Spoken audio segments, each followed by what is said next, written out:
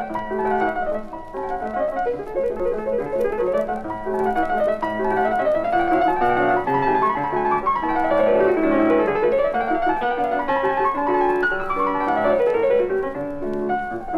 present Kenneth Williams, Derek Nimmo, Clement Freud and Geraldine Jones in Just a Minute. And as the minute waltz fades away, here to tell you about it is our chairman, Nicholas Parsons.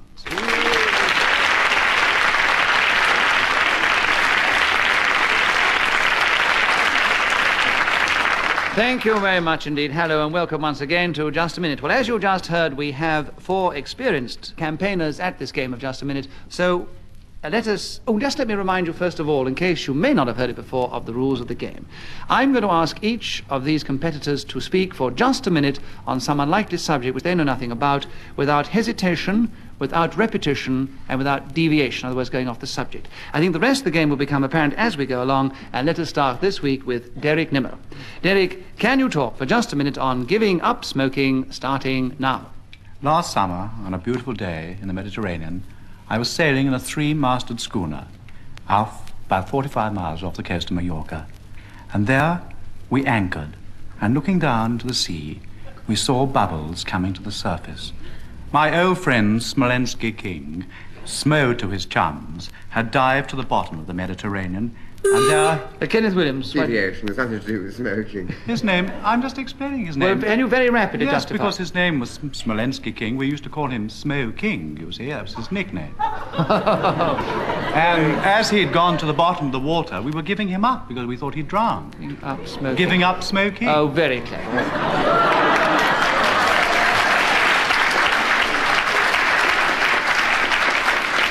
It's very involved. No words at all. I have no words. I'm completely flabbergasted. Well, so are the audience as well. Anyway, Derek, you've managed with that cleverness to gain yourself an extra point, and with 34 seconds left for giving up smoking, you start now. The best way, of course. Clement Freud, why do you challenge? Terrible hesitation. Oh, really? Now, I must be fair here. If you'd said hesitation, I would agree, but it wasn't a terrible hesitation. No, it's too late now, Clement. No, it wasn't a terrible hesitation. You're repeating yourself now. Yes, I know you I repeated yourself a lot. But I don't lose points when I do it. Right. Derek Nimmo. I'm sorry, ladies and gentlemen, Derek Nimmo couldn't come today. We have Derek Nimmo instead. Derek, you have another point and 33 seconds left for giving up smoking, starting now. Get rid of the rubbishy stuff. This will do you no good. I look at his advertisement and I say, those are not for me. Kenneth Williams. Hesitation, No, there's no hesitation. If I may You're very say- funny when you hear? say it. If I may say, Mr. Williams, I have a natural impediment, and it's unfortunate that you make fun of it. Fancy All I can say, cashing in Derek, on is- all that rubbish. Derek, do watch your natural impediment in case it goes against you the next time. This time I'm with you with another point and 24 seconds left for giving up smoking, starting now. I had a fire in my flat 2 weeks ago. This has made me give up... Clement Freud. Hesitation. Hesitation that time, undoubtedly, yes. Giving up smoking, Clement, with 20 seconds left, starting now. Giving up smoking is an absurdly easy thing to do because people do it over and over again. Derek Williams. Derek Nimmo. Derek Williams. Repetition. I must point out that Derek Williams couldn't come to the show either today. Derek Nimmo. Thank you. Repetition over and over again. That is It's absolutely very correct. repetition. Yes, it's a very obvious type of repetition. Oh, so you have absolutely. 14 seconds left. Well, that's really... Over and over again sounds to me extremely repetitious, and I'm entirely with Derek Nimmo. I think you should ask the audience. That's what you should do. All right, I will ask the audience if that's how you feel. Yes, go on, ask them.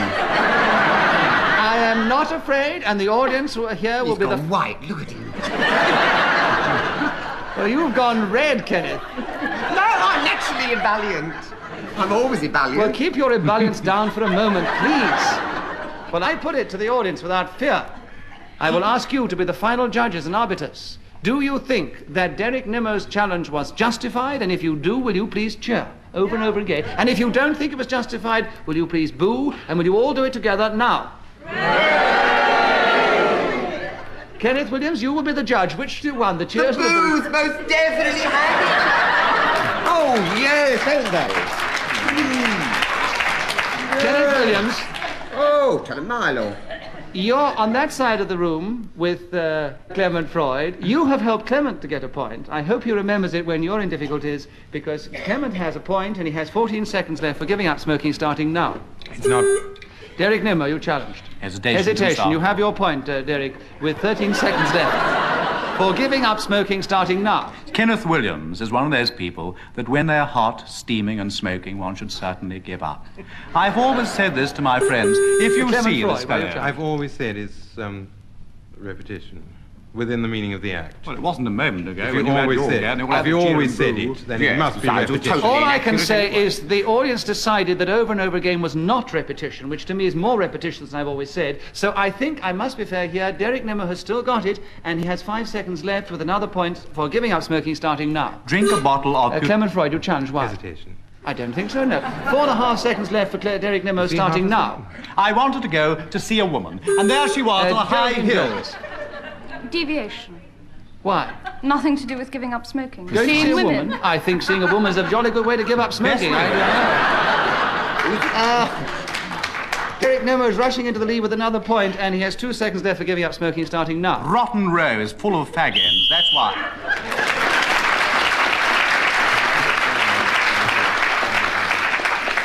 The non-smoking kick has given Derek Nimmo a commanding lead of 9 points over Clement Freud, who has 3. Kenneth Williams... all right, Mr. Nimmo, please, just continue. And Kenneth Williams has 1. Geraldine has yet to score, but it's only the end of the first round, so, Clement, let us carry on with you to start this time. Hackneyed phrases. Would you please try and talk for just a minute on this, starting now? A hackneyed phrase is the sort of Derek Nimmo. Hesitation. Yes, it does seem a pity, but he hardly got going. No, but, what a shame. Alas, it is true. Hesitation, you He's have a bit point. shaken, I think, actually. A bit shaken, yes. All right, 55, 6 seconds for hackneyed phrases, Derek, starting now. Whoa, gee up. Come on there. Meh.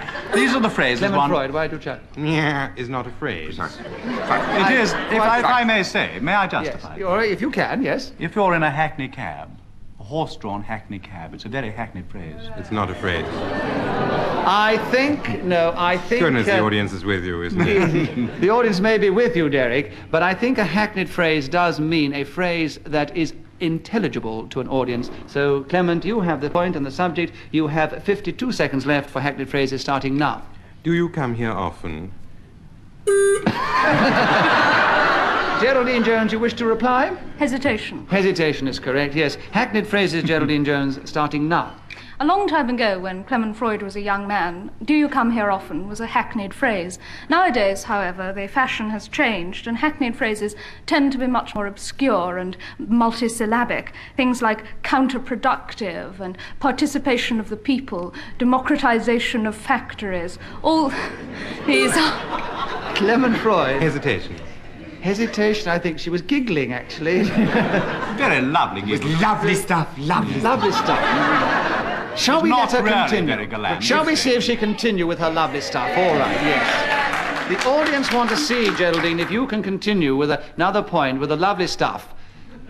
Hackneyed phrases starting now. The audience is proving that it is really again me, but I shall try and continue. Hackneyed phrases are often those phrases which come most readily to mind in moments of extremity, like the moment that I am experiencing now. Phrases like... Derek Nimmo. I'm afraid, I hate this, but phrases, there have been too many, actually. I'm so sorry, it's repetition, and I do beg Miss Jones. Are you saying there were repetition of hackneyed phrases? Or No, just phrases, just the word phrases. Not a gentleman. No, you could have had her for hesitation. I'm not going to let you have that one, Derek. No. No, Geraldine is 1 woman against 3 men, One so she woman, has another that's all point. she is, against 3. Well, Kenneth Williams is on your side, Geraldine, as well as the audience, I think. So you have 14 seconds left for hackneyed phrases, starting now. There is a type of romantic novel which is particularly rich in the sort of disease that we're discussing at the moment. Falling in love, eclipsing... Clement Freud. Hesitation. No. Start raving mad. You want to give it all to Geraldine Jones, do It you? was so fluent, wasn't it? Beautifully fluent. It was very fluent, but there was a slight hesitation there. So Clement Freud has another point, and he has 7 seconds left for hackneyed. when you win a point, do you want to give that one to Geraldine Jones as well, Kenneth? No, I might feel like it later. Yeah. All right.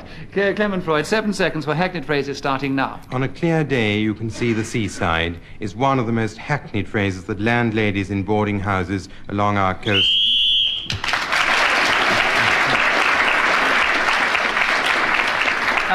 In case people haven't spotted it already, whoever is speaking when the whistle goes gains an extra point. Clement, you have taken second place behind Derek Nimmer, who still has a very definite lead. Geraldine Jones in third place, and Kenneth Williams has 1 single point at present.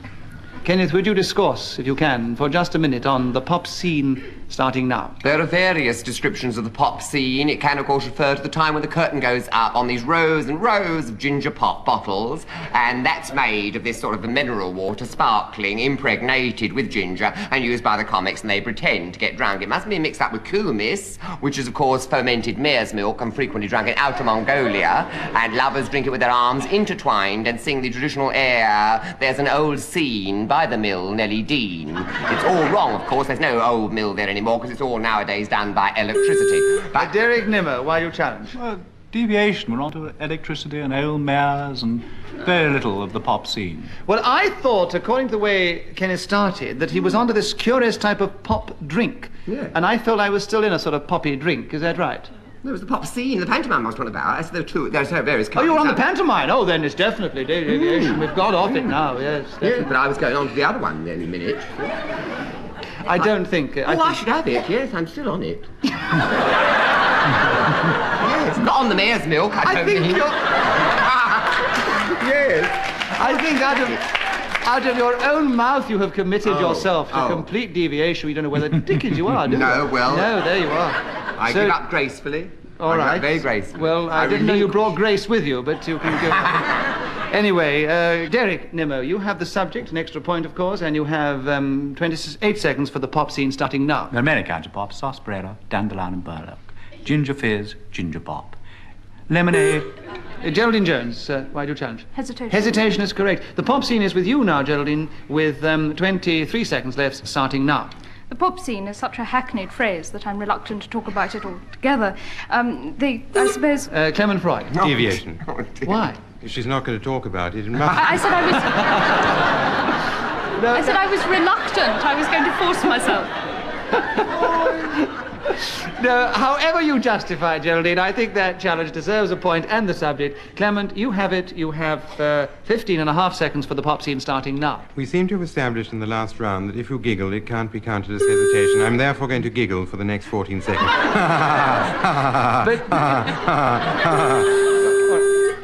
We enjoyed the giggle, Clement, but during your giggle you were challenged. Derek Nimmo, why do you challenge? Well, on two scores, there was a repetitious giggle. Yes. And deviation. Why? Why was the deviation? Well, he was talking about giggling instead That of the is pop the pop scene. scene. It's a very happy scene. Yeah, but that doesn't justify. I can't give you 2 points, I'm afraid, Derek, but you have No. 1 point, and you have 10 seconds for the pop scene starting now. Down we go, twanging our guitars in dark, dank cellars with our long hair swishing round our... Kenneth Williams, why do you It's challenge? nothing to do with the pop scene. It sounds extremely explicit of the pop scene as I've seen it on He's occasion. mixing it all up with mods and rockers. That's not the pop scene. Well, we obviously have some mods and rockers in the audience. I think it describes a certain pop scene that I have seen, if you'll forgive the pun. So, Derek Nimmo, you have another point. The audience obviously haven't forgiven the pun. So you have 5 seconds for the pop scene starting now. Half a pound of twopenny rice, half a pound of treacle. That's the way the weasel goes. Pop goes the weasel.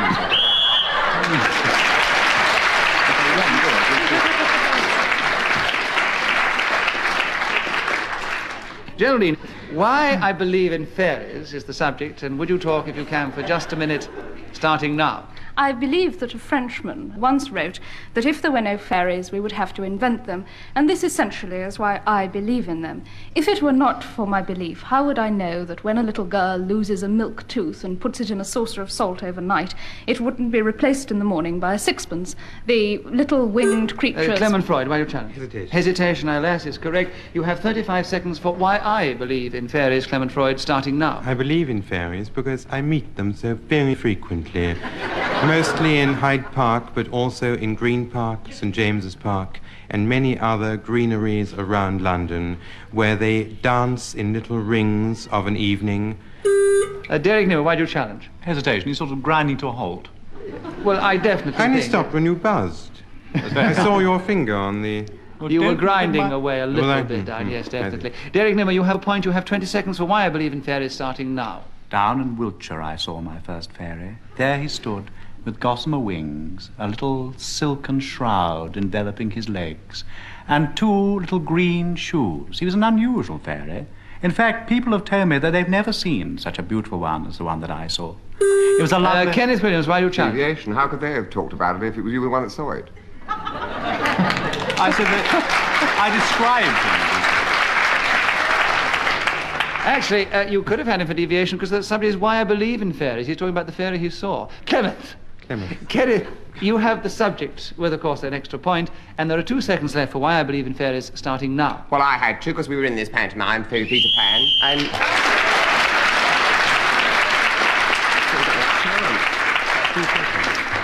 Well, as Kenneth was speaking as the whistle went, he's gained another point, but he's still trailing a little behind Geraldine Jones, who is still a little behind Clement Freud, who is still behind Derek Nimmer, who's still in the lead.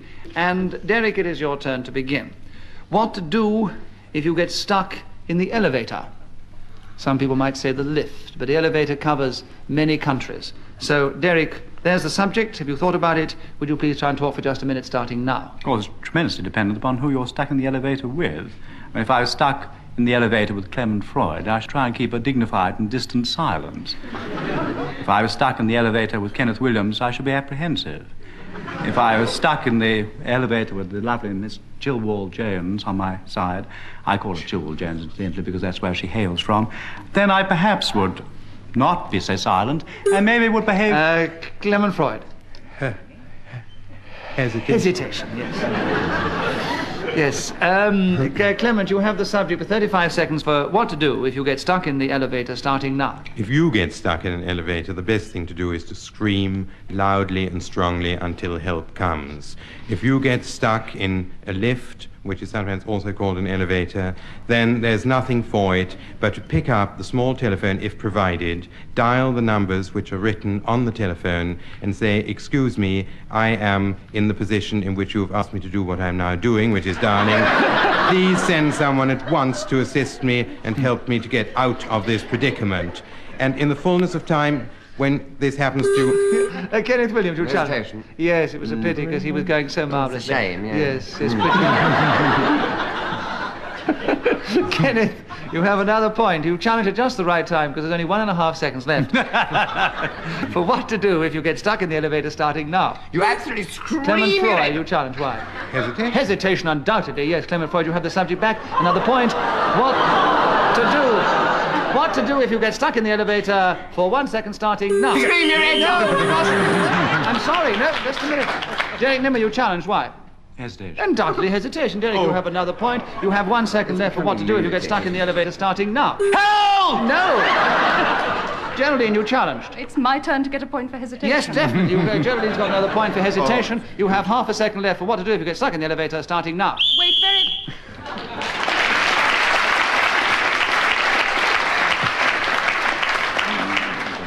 So everybody got a point on that last little bit, except Kenneth Williams, who looked most shocked of all. So I was had you in mind, actually, Kenneth, to try and put you a little bit further forward with this That's sort of nice. little gimmick. But you lost the opportunity there. You were far too generous. Yes. So you're still trailing behind Geraldine Jones, who's behind Clement Freud, who's behind Derek Nimmer. In that order, we carry on to the next round. Kenneth, it's your turn to begin. You might yet catch up, if you're keen. Interstellar space. That is the subject. I'll give you a second to think about it. And will you start now, please? Interstellar space can be, of course, that region where you get the planets and your constellations, and it can be the space reserved for interring stellar. This has been referred to actually in your drama, because Shakespeare himself says, "Lend me your ears, I come to bury Stella, not to pray." What? Clement Freud. You? Clement Freud, you challenged what? Hesitation. Yes, I'm afraid so, yes. Also very devious. He didn't come to bury Stella, did he? Well, you know what I mean. I was illustrating the point with that. Of course, Oh, I I'm no fool, Ducky. You will be unless you keep your hand on your buzzer. You won't get any points. All right, Clement Freud, you have the subject, you have another point, and you have 43 seconds left for interstellar space, starting now. The entire atmosphere over the cornfields and under the stars could reasonably be referred to as interstellar space, because space has no actual limit. Space is an oxygen-filled pocket of air which hovers over the earth and under the sky. Kenneth Williams, why... Inaccurate, it's true. Deviation, you see. Because there isn't oxygen in certain places, that's why you have to be in a capsule. Would you like to say all that again a bit slower so we understand?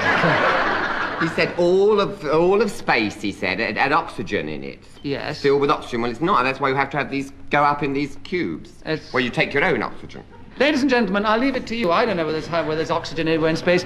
Will you please be the judges? Because you probably know more than any of us here about space and oxygen. If you think that Kenneth Williams' challenge was justified, will you please cheer? If you think it was unjustified, will you boo? Will you please all do it now? Hooray! You let forth your oxygen in great aplomb. So, Kenneth Williams, you have a point, and you have the subject with 35 seconds for interstellar space starting now. Yes, well, this You space... shouldn't have done it, you see. Clement Freud's got it back again. Why? Hesitation, you see. I hadn't started. I know you hadn't. And not only hadn't you started, it looked as if you couldn't start. So, Clement, you have another point. You have interstellar space starting... 29 seconds starting now. Interstellar space. Derek Nimmer. Hesitation. Hesitation for interstellar space, 27 seconds left, starting now. I remember the first time I met stellar space. What a dear girl she was. With her lovely blonde hair trailing down her back. We went off for a picnic, I remember, on the sandhills just outside New Brighton. And there I saw her lying in her bikini. Kenneth Williams. Deviation, there are no sand hills outside New Brighton.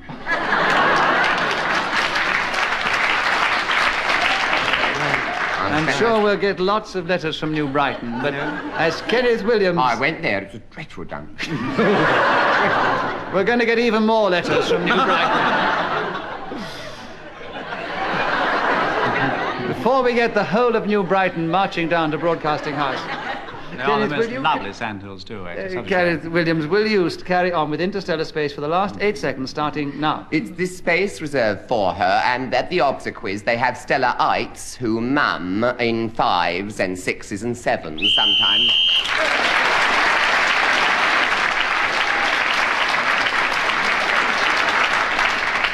In spite of the remarks about New Brighton, Kenneth Williams, with his interstellar space, has jumped into second place, 1 point ahead of Geraldine Jones. But they're both trailing quite considerably behind Derek Nimmo and Clement Freud, who are still neck and neck, exactly equal. Geraldine, it's your turn to begin. Why I've given up stockings in preference for tights? And will you please talk for just a minute, starting now? I'm not going to give any of those reasons which might be rather improper and embarrassing to the audience on the grounds of chastity for giving up stockings in preference for tights. Instead, I would explain simply that I have a very small foot and a very short leg, and most stockings don't therefore fit me. Because, you see, when I get the stocking on and pull it to the top, because my leg gets fatter and fatter towards the top, the stocking won't reach. On the other hand, they make tights which, when you put them on, stretch much more effectively than any stockings ever stretch, and they go right up to a nice, comfortable position. And this basically is my reason. I also have to confess that I'm extremely influenced by advertising, and I find it very difficult to resist all those glorious women who imply that if only you wear tights instead of stockings, you will not only look nice about the legs, but you'll look nice everywhere as well. This... Oh, Derek Nimmo, she almost did it, but you challenged. Why? Well, hesitation. No, definitely No, not. all right then. No. She went for 50 seconds, and why I've given up stockings in preference for tights for the last 5 seconds, Geraldine, starting now. Also, I am a certain... It's rather... Oh, you're browbeating her, Derek. I think she... Hand on the table. As Geraldine is the only person to have spoken for such a considerable length of time without anybody challenging her, I'm going to give her a bonus point for that. She nearly did 60 seconds, she only did 50, but she has 1 bonus point. She became flummoxed at the end by being challenged because she was in full flood, and there are 3 seconds left for Derek Nimmo to talk about. Why I've given... You brought this on yourself, Derek. Why I've given up stockings in preference for tights, starting now. Well, I really couldn't stand those beastly nylons, you know. Particularly nasty, I found. So, with that last little flourish from Derek Nimmo, it's time for us, alas, to finish. With Kenneth Williams and Geraldine Jones almost equal in third place, a long way behind Clement Freud, who is only 2 points behind this week's winner, Derek Nimmo.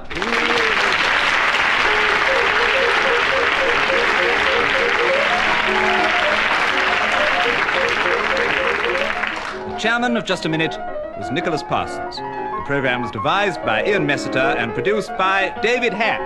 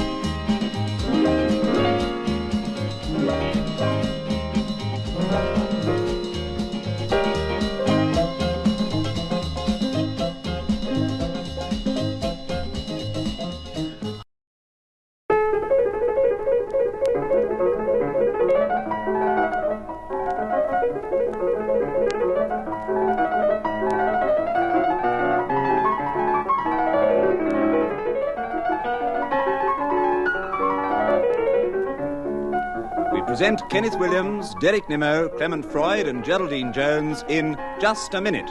And as the minute waltz fades away, here to tell you about it is our chairman, Nicholas Parsons.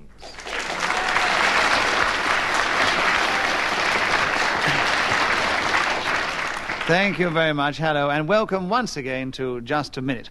And once more, just remind you of the rules of the game. I'm going to give them some unlikely subjects and ask them to speak for just a minute, if they can, on this subject without hesitation, without deviation, without repetition. And if one of the other three think the other's guilty of this crime, they may press their buzzer, and if I uphold their challenge, they will not only receive a point, they will also get the subject to speak on, and if I don't, the person who's speaking receives a point. This is the way we score. The rest of the game, I hope, will become obvious to you as we play it. So let us begin this particular game with Kenneth Williams. All right, Kenneth? Yes. Good. I suppose it is. Well, Kenneth, here's a good subject for you to start with. Can you try and talk for just a minute on the best hour in the week, starting now?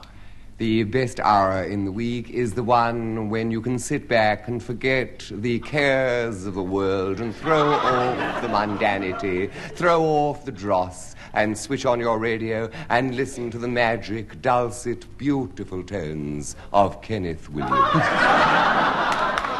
What better relaxation can there be to sit back and be transported into a world of blissful forgetfulness? Ah, I hear you say, would that I could bid this moment stay. Oh, would that I could enter into this great beauty. You write me these lovely letters. I say no, no, do not thank me. It is enough. Derek Nimmo has challenged you. I'm awfully sorry to interrupt the flow. Repetition. Kenneth, Derek, why do you challenge? Repetition, no. No, I think No. Getting a little bit negative there. So you've, Derek... It's a shame, that, really. I was throbbing away there. Yes, I know you were. It was so exciting. We could feel it very, very... Derek Nimmo, you have gained a point. You have 18 seconds left for the best hour in the week, and you start now. The best hour of the week is when one is able to turn off one's radio set and shut off the awful noise of Kenneth Williams' dulcet tones, carolling forth with their curiously and odd and strange. Kenneth Williams... Hesitation. Curiously and odd came very, very much later, didn't it? You don't have to convince me. Yes. Sorry, Kenneth. You have another point, and you have 6 seconds left for the best hour in the week, starting now. When you hear my voice, even a line like she walks in Derek beauty... Nimmo, you challenge. Why? Repetition. We've heard his voice before. You undoubtedly have heard it to great effect, but you didn't hear it in this particular sequence of Kenneth speaking, so it's still with Kenneth, with another point and 2 seconds to go, starting now. She walks in beauty... Clement Freud, you challenge. Why? Hesitation. I know you haven't spoken yet, Clement, but that's trying a bit too hard, I think. Kenneth, you have another point, and you have 1 second left for the best hour in the week, starting now. So let us pour it all Geraldine Jones, you challenge. Why? You haven't heard my voice before. Well, we've heard it now, Geraldine. And I don't know whether to give Kenneth a point for just hearing Geraldine's voice or not. Shall I, ladies and gentlemen? Yes. They're your friends. All right. Kenneth Williams, you have half a second left for the best hour in the week, starting now. So pour it all out. Who does that? According to the rather involved rules of the game created by Messiter, Kenneth Williams gets an extra point because he was speaking as the whistle went, so he now has 5 points. And we go on to the next round, which is Derek Nimmo. And Derek, it's your turn to start speaking on what to take away for the weekend. He's just writing it down, listeners. What to take away for the weekend, starting now. Well, it all depends which end is the weakest. With me, my Achilles heel happens to be my nose. You may wonder why I call that my end. In fact, one might almost call it a point. But if one turns one's face up very high towards the heavens, then you will see this is the extremity of my body. My nose has always been really rather weak since the moment that I was tripped up as a wolf cub by my senior sixer, and I fell onto the floor and broke my nose. This was a cause of great sadness to me, and a great protuberance grew where my old nose had been. Geraldine Jones, you challenge. Why? He hasn't told us what he's going to take away with his nose yet. So, deviation. Yes, it's what to take away for the weekend. So Geraldine Jones has 37 seconds, starting now. Personally, I should prefer to be the thing that is taken away for the weekend, but if I have to go on my own, then I suppose I choose fairly mundane things, preferably people. Derek Nimmo, you challenge. Hesitation. Yes, all right, Derek Nimmo, you see, I try to be as fair as I can, so you've got it back, you've got an extra point, and you have 18 seconds for what to take away for the weekend, starting now. Potato crisps, sausages, tomatoes, apples, sleeping bags, little tents, campfires, bags of paraffin, bottles of lemonade, beer, sherry, whiskey, sarsaparilla, dandelion and burdock. Horace Picklewick, who was a great friend of my mother's. Clement Freud, you challenged just before the whistle. What was your challenge? Deviation. Why? Horace Picklewick is a human being, and it was what, not whom, to take away from the Oh, weekend. that's true. Yes, that's absolutely true. A very clever challenge, Clement, and I think it fully justifies a point, and you got in just before the whistle, so you have a chance to make another one, because you have half a second for what to take away for the weekend, starting now. Cider.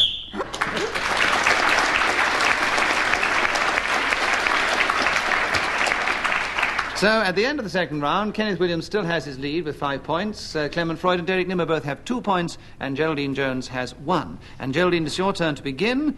Here is a subject which is very difficult for anybody. Speaking to the income tax man.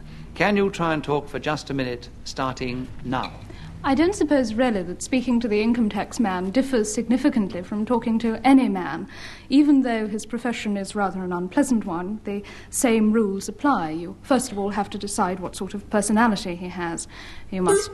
Clement Freud. Deviation. Why? They have no personality.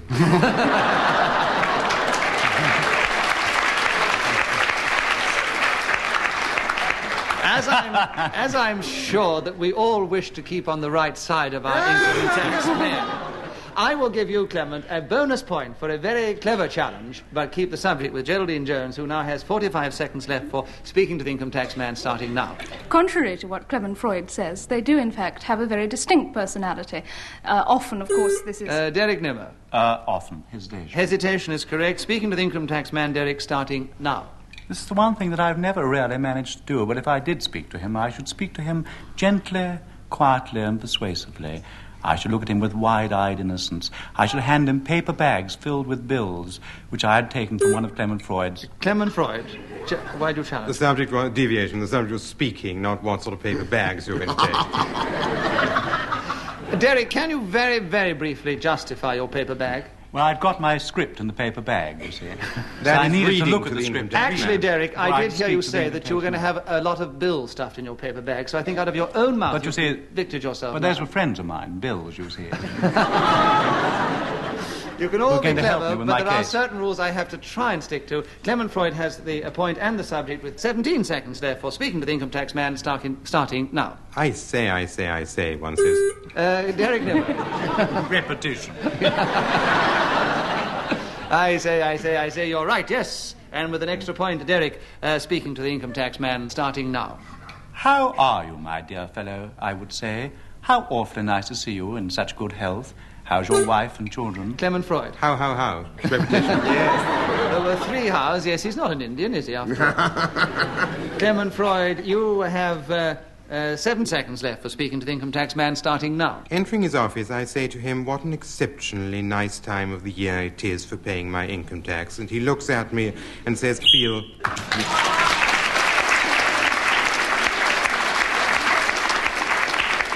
Well, Clement Freud's income tax man has taken him into the lead. He's now just in front of Kenneth Williams, who is 1 point in front of Derek Nimmo, and Geraldine Jones is, alas, still trailing a little. Clement Freud, it is your turn to begin. Getting the best of an argument. I'm sure this is a subject you can talk very eloquently about, but just a minute will do, starting now.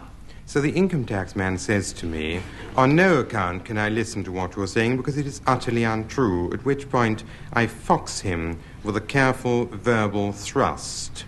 Derek Nimmo, you challenge, why? Hesitation. Hesitation is correct. Derek Nimmo has another point. It's your turn to start on getting the best of an argument, 22 3/4 seconds, starting now. Put up your fist, you varlet, I cry. You dirty swine, you pig. Kenneth Williams. Well, that's deviation. That's nothing to do with getting the best of an argument. That's fisticuffs.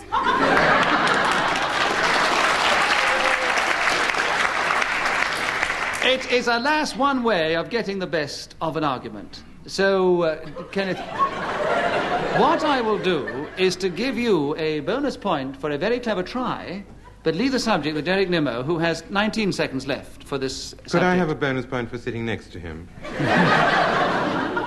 We'll all... I don't know whether that's a compliment or an insult. Just a very clever try, I think.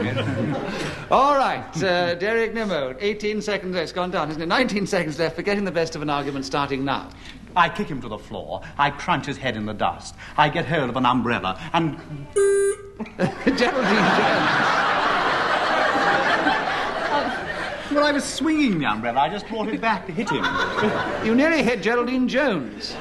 And that's... I hope that's not the reason you challenged, was it, Geraldine? No, I challenge on deviation. This is not an argument, it's assault and battery.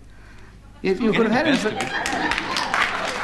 Geraldine, you have a point, and you have 13 seconds left for getting the best of an argument starting now. Nobody ever gets the best of an argument, actually, by... Clement Freud. Deviation. Why? She's just denied the whole question. I was in Getting the the middle best of of an a argument, Nobody no ever one gets the best of an argument. We only have one lady here with you 3 men. I'm going to ask if she can justify that. Geraldine, can you? Very, very rapidly. I was interrupted in mid-sentence. I was going to say, by arguing. And then I was going to say how you do get the best of an argument. That's Very very well best of put. an argument, Very well they put. are. Negative, Very negative, well, negative. you can't. Actually, I think logically, Clement is right. And so he has the point and the subject and 10 seconds for getting the best of an argument starting now. Ideally, you do this by out-arguing the person who is opposed to you in this particular discourse, and nicely... Kenneth Williams, you Well, tell me. hesitation, of course. Hesitation. Hesitation there. Kenneth, you have another point, and you have 2 seconds for getting the best of an argument starting now. You get the best of an argument by Clement Freud, you simultaneously... challenge. Why? Oh, hesitation. No, it was not. Kenneth, you have 1 very second slow for off the 1 mark. second left for getting the best of an argument starting now. By saying such a great... Oh, my God.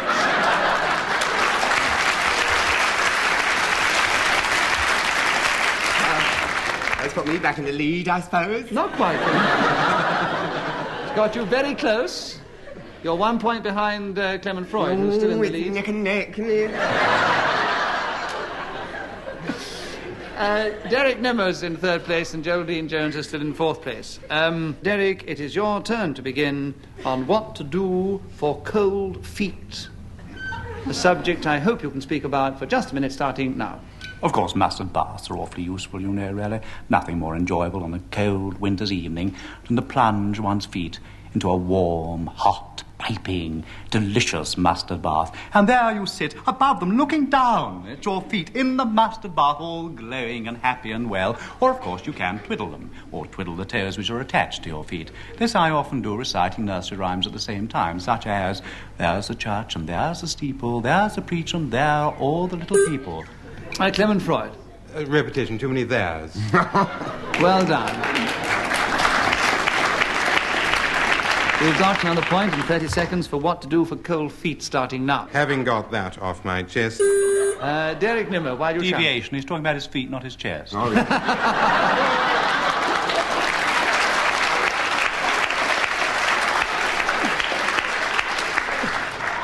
Well done, Derek. Another point to you and 20 seconds left for what to do for cold feet starting now. Of course, it all depends how many feet you've got, in fact. I mean, sometimes if one gets a long steel rule and immerses that in hot water, that's one way of keeping at least 1 foot warm. Perhaps 2 if you have 2 steel rules. And if you have 3 wooden rules, you could put them in front of the fire, and therefore you would keep 3 feet warm. It all depends, really, on the way you approach the subject. Oh, no, Geraldine Jones, you challenged just before the whistle. What was it? Repetition of it all depends, really. very good. No, Very good. Rather, how? Very good. So Well, she Geraldine needs has another one. point. She still has the subject. And she has 1 second left for what to do for cold feet starting now. I suffer from cold feet.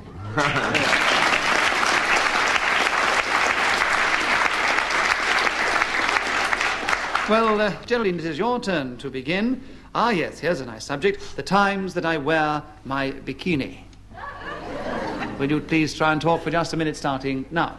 I believe that it's the custom in convents for nuns to impose various forms of torment upon themselves from time to time for the betterment of their soul. Instead of using any of the... Kenneth Williams, you challenge. Why? Yes, with nothing to do with bikinis, but with the... Wait! I have a strange feeling we were getting to it. Were we going to get to it, Geraldine? Can you just justify it very rapidly?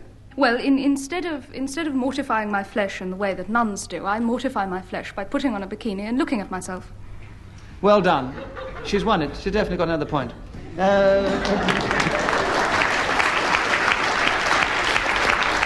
All right. So, Geraldine, you have 50 seconds left for the times I wear my bikini starting now. So the times I wear my bikini are those times when I feel oppressed by guilt, when I feel that my life has been following an aimless... Derek Nimmer, why do you challenge? Deviation. I've never heard of anything so devious as mortifying her flesh. I mean, really, I think it's really absolutely Well, horrible. all I can say is maybe Geraldine has this particular attitude to bikinis. Well, Geraldine, you have another point, and you have 44 seconds left for the times I wear my bikini, starting now. I stand in front of a mirror all alone and think how perfectly hideous I look. And this instills in me a very... Clement Freud, why do you challenge? Deviation, she's beautiful.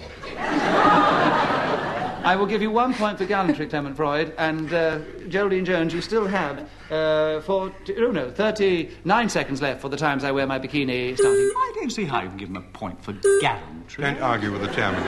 All right. He was just being sloppy. Well, I'm sorry. There's nothing in the rules about points for gallantry. Right, give Derek Nimmer a point for impertinence, and Kenneth Williams 1 for trying hard, and Geraldine Jones 1 because she's way behind. They've all got...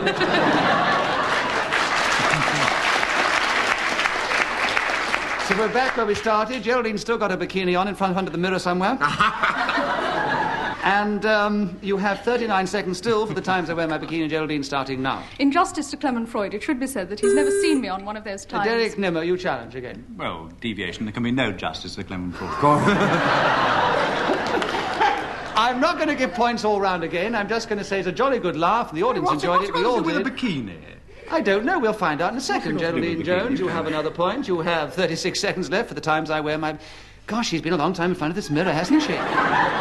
36 seconds left for it, though, starting now. As I'm a rather arrogant person, it's very good for me to see myself looking so horrible, because this instills in me a humility. Kenneth Williams, why do you challenge? Well, nothing to do with times I wear my bikini. It's still all the self and all this masochism and standing in front of mirrors and hating the look of it all. It's great.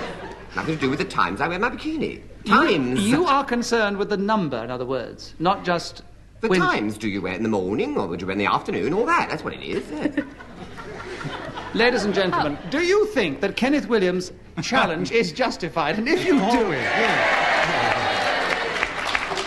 Geraldine Jones, I'm extremely sorry. I've done my best for you. You have very nearly caught up. You're well in the game again, so keep it up from now on, girl. And Kenneth Williams, you have a point, and you have 31 seconds left. You tried very hard, Kenneth, and you managed to pull it off. You have got this subject, and now you're on your own. Wait a minute, Derek. Well, if he's managed to pull it off, he can't be wearing it.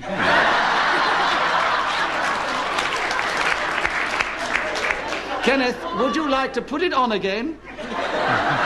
You have 31 seconds left. You're on your own. The times I wear my bikini is starting now. The times I wear my bikini are at night times in the privacy of my bedroom, because if I do it in the open air and the sun's rays get to my body, if I actually expose myself to the sun, I get this terrible skin... What? Derek Nimmer, why did you challenge? Well, deviation, all this exposing himself.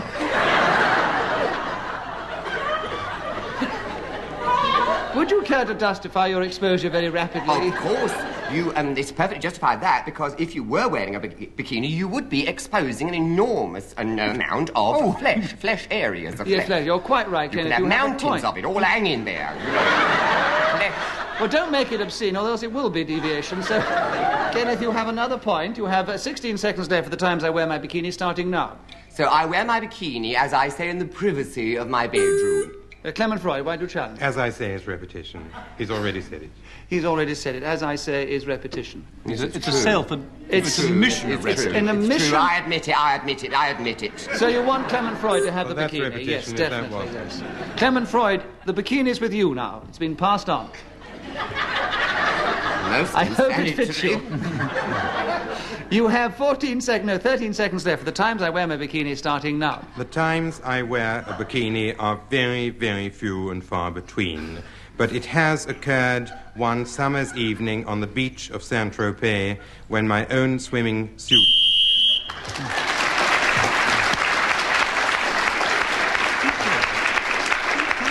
I'm rather pleased the whistle went. I was getting very worried about what happened at Saint-Tropez. Anyway, Clement Freud, you had another point for speaking as the whistle went, and let me give it the score, which is... Clement Freud, now you have a lead of 2 over Kenneth Williams, who has a lead of 2 over Derek Nimmo, who is equal in third place with Geraldine Jones. I'm afraid we only have time for one more, and it is Clement Freud's turn to begin. The subject is collecting silver, Clement, and you start now. Collecting silver is something that I've never done, but I've collected a number of other things which I shall tell you about because the subject... Derek Nimmo, will you challenge? Well, Why? deviation, obviously. Why? He's talking about things that he... Other things apart from silver. No, let me justify. You're supposed to be talking about collecting Clement, silver. yes, would you like to justify it? Yes, I was going to talk about people who did collect silver. I was simply disassociating myself personally. Yes, I think you're So- quite right. Yes, I think you're... Low cunning, I would say. Whatever it was justified. And Clement Freud, you have another point, and you have 52 seconds left for collecting silver, starting now. A man called Hamish McConaughey of my acquaintance does collect silver, and I intend to tell you about him to some extent, or to put it another way for 39 seconds which remain. Hamish McConaughey is a merchant... Kenneth Williams, you challenge why? It's all deviation. It's totally irrelevant. It's nothing to do with collecting. It's a load of rubbish. This Hamish bloke doesn't exist. He's just making it up. It's all padding. It's just padding. Clement, I allowed you to justify it last time. Can you very rapidly again justify your Hamish McDonagall, or whatever his name was? 23A Hatton Garden. And I should think his solicitors will call on Mr. Williams.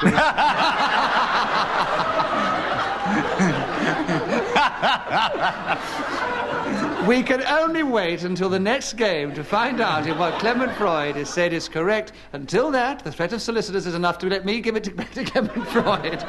And if he's wrong, he will lose 2 points at the beginning of the next game. So, Clement, you have another point, and you have 40 seconds for collecting silver starting now. No comment. Derek Nimmer, you challenge. Why? Oh, hesitation. Yes, you're quite right. And you have the subject of collecting silver with for 38 seconds starting now. The most important thing to look for when you're collecting silver is, of course, the hallmark.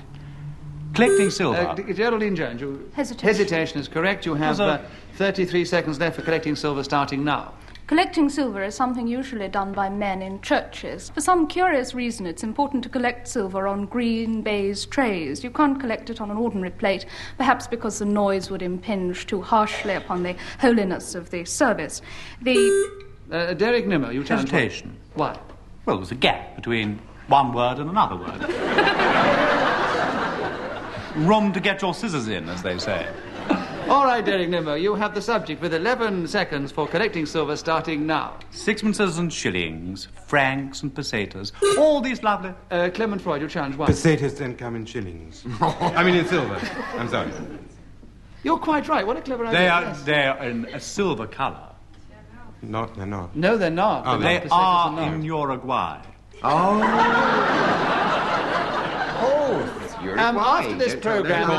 After this program, if anybody has got any silver Uruguayan pesetas, we'll be very pleased to receive them, and we'll produce them as exhibits at the next show. And if Horatio, what's the name of that man of yours in Hatton Garden? McConaughey. Harold? No. No. What's it? Hamish McConaughey. Can't remember it now. Can't remember. And if Hamish McConaughey is listening to this program, we'd like him to come and watch the next recording of this show, because we would like to produce him and prove somebody right or wrong, which I cannot do at this moment. But for the rest of this game, there are only 7 seconds left. Clement Freud, you have the subject. Collecting silver starting now. A pap bowl is a very good thing with which to start a silver collection, because it was made over the years by silversmiths of virtually...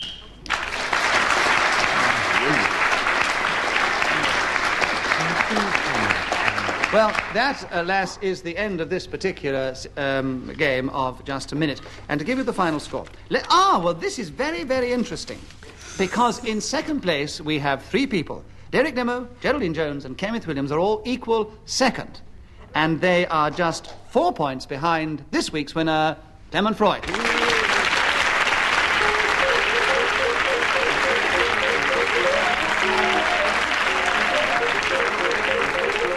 Chairman of Just a Minute was Nicholas Parsons. The programme was devised by Ian Messiter and produced by David Hatch.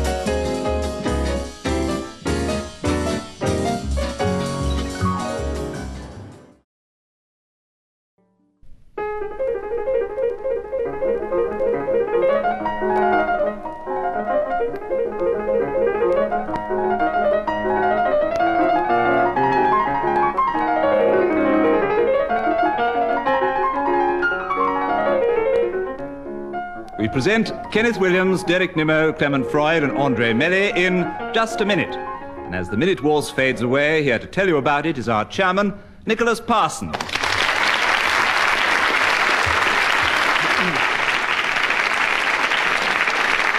Thank you very much indeed. Hello and welcome once again to Just a Minute. Well, as you just heard, four superb players of the game are going to compete in this battle of wits and try and speak for just a minute on some unlikely subject that I will give them without hesitation, without repetition, and without deviation. Going off the subject anyway. And they will score points or otherwise according to how well they do it. Well, let us begin this week with our only lady competitor, Andre Melly.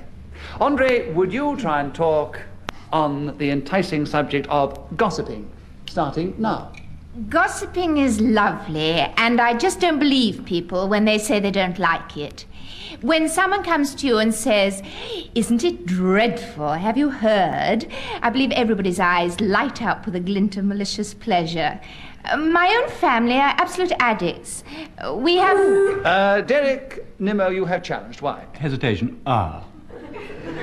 Yes, I think there was a slight hesitation there. So you take over the subject, Derek, of gossiping. You gain a point for a correct challenge, and there are 40 seconds to go, starting now. I am an inveterate gossip. Every morning I go to the lady who lives in the cellar next door to me. Her name is Mrs. Mould. I knock at the door.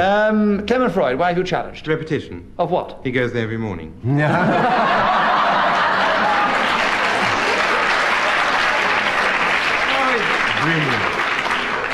The longer they play the game, the more clever they get at devising challenges. I think I must definitely uphold that. A very well-won point, Clement Freud. There are 35 seconds left for gossiping, starting now. Gossiping is the passing on of uncompulsive information, like how is... Andre Melly, why do you challenge? Hesitation. I think there was a hesitation. You have 30 seconds for gossiping. Have it 5 minutes. And we haven't heard from you yet, Kenneth Williams, but your time will come. Sorry. Andre Melly, you have the subject, gossiping, 30 seconds, starting now. Have you any SBs, my brother says to me, which means spicy bits of information. This is an expression I don't think used in other families. Men are... Derek Nimmo, you challenge. Hesitation. Hesitation, alas, yes. That means you get another point, Derek. You have 20 seconds for gossiping, starting now. I once went to see this lady and I said to her, "How are you today? Isn't it a lovely day?" She said, "I want to tell you something." Clement Freud challenge. Hesitation. Hesitation, alas, yes, because I think it was his natural eagerness which was overcome by his natural hesitation. And there are 14 seconds for you, Clement, to carry on with gossiping, starting now. What do you know about the Boy Scouts? Well, hardly anything at all. Do you know anything about the Girl Guides? I know a little bit about the Brownies. Derek Nimmo, you challenged twice. Repetition. Too many youth movements.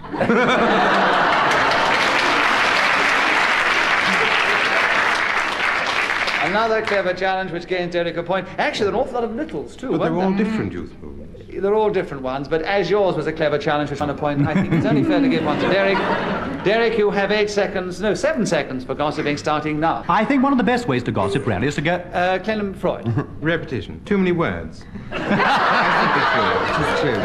And You've Derek upheld got every other stupid challenge, so... Well, all right. So the stupid challenges managed to give Derek Nimmo another point, and he has 3 seconds left for gossiping, starting now. I think one of the most fascinating Andre stories... Melly, you challenged. Hesitation. Yes, Andre, you have a point. There is 1 second to go for gossiping, starting now. Women are supposed...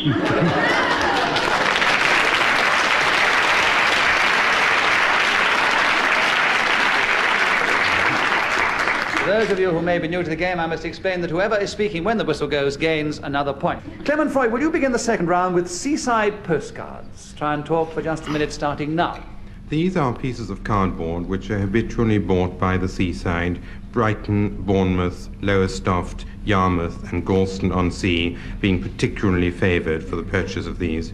You get mottos and indecent caricatures, invariably making people wish that they were there rather than where they are. The sort of message you get would be, "Wish you were here." This is a particularly interesting and entertaining thing to write on them. The charge by the post office for these is 4p.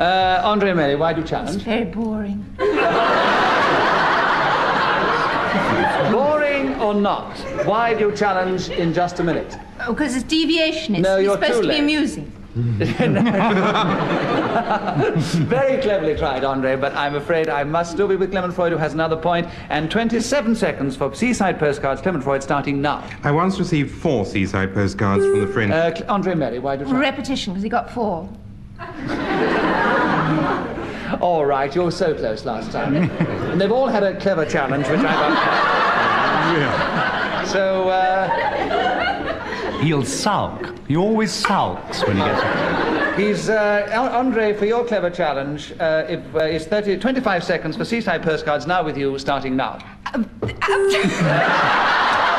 Derek Nimmer, your challenge. A hesitation. Yes, seaside postcards. 24 seconds for you, Derek, starting now. Seaside postcards are generally fairly vulgar, I'm happy to say. They usually have little mottos on them like, "Oh, what a lovely pair." And you turn over and there's a lovely picture of some fruit in a bowl. And then you write on the messages to your dearest friends. I always send a seaside postcard to my Aunt Beatrice. Her address is 14 Place Utrecht Avenue, Prestatyn, North Wales.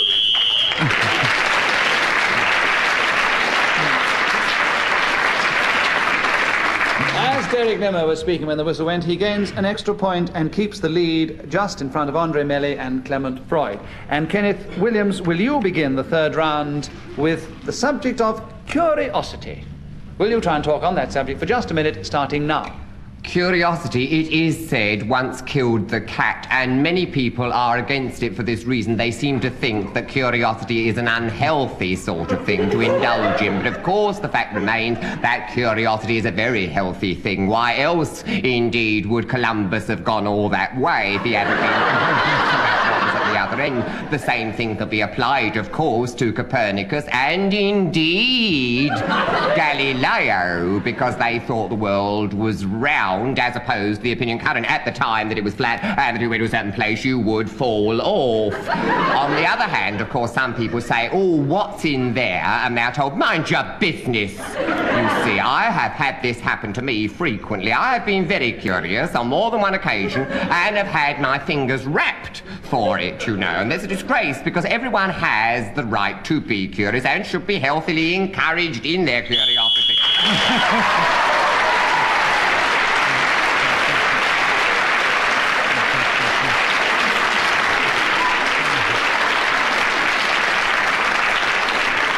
Well, once Kenneth Williams has a go, he really has a go, doesn't he? He's got in there with a vengeance, and he's the first person to manage to speak for a full 60 seconds without being interrupted. Have I leapt into the lead? No.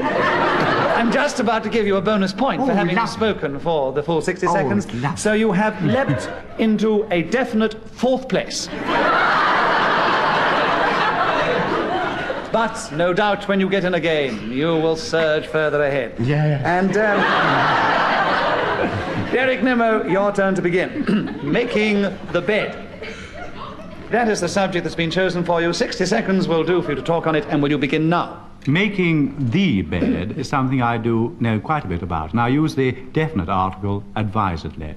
What I always do when I'm making the bed is I get into my motor car and I drive up to Ullswater, and there on the banks is a particularly beautiful coniferous forest. I go into the forest with my little saw and I cut down 4 pine trees. I'm making, as you probably guessed, a 4-poster bed. I cut the pine trees down and I peel all the bark off the pine trees and I... Hesitation. Yes, it was so fascinating, Derek's bed, that I'm reluctant to leave it, but Clement Freud definitely has him for hesitation. 30 seconds with a point to you, Clement, making the bed starting now. Ideally, you start with a mattress, which you turn, after which an underblanket is placed on the right side of it, and the sheet is then placed, and upon it a pillow and a pillowcase, and in some cases 2 pillows. Derek Nimmo, why do you challenge? Repetition of cases. Pillowcases and some cases. All right, we'll be with you this time. Sometimes I have to give a second's pause and think, who shall I give the benefit of the doubt to? I've given it against Derek once, so I'll give it back to him this time. And there are 13 seconds for making the bed. Derek Nimmo starting now. So back I drive to the capital city, clutching with me my 4 pieces of wood. I then carve them into beautiful shapes. One I put little cherubs all over, actually, and then cover it with plaster, which they call gesso, actually, in the trays. And then I paint flames.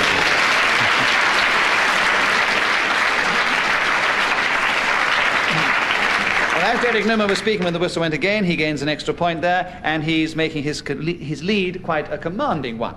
Clement Freud, will you start the next round with a very definite subject concerned with cooking, duck clippers? There are 60 seconds for you to talk on this, starting now.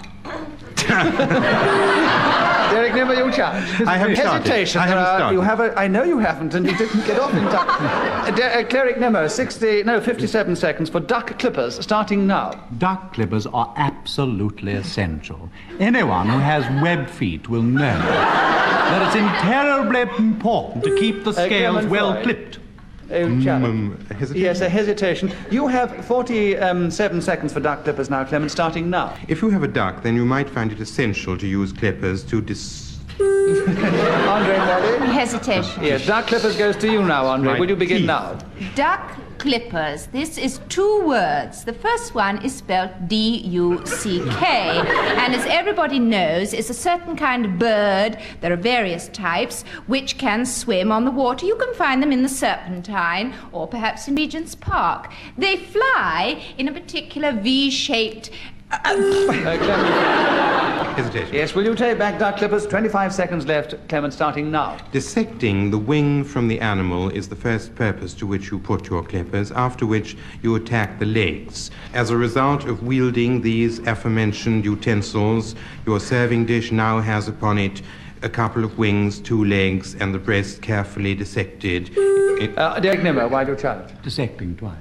He dissected it before, and then he's dissected it again. So that is repetition. Yes, it is. I was just trying to remember whether he had said dissecting twice, and I think you are did, right. So you have another point. You have 3 seconds for duck clippers. Derek, starting now. Actually, there's very well known Clement Freud. Hesitation. Hesitation. You have 2 seconds for duck clippers. Starting now. The liver is a very excellent thing.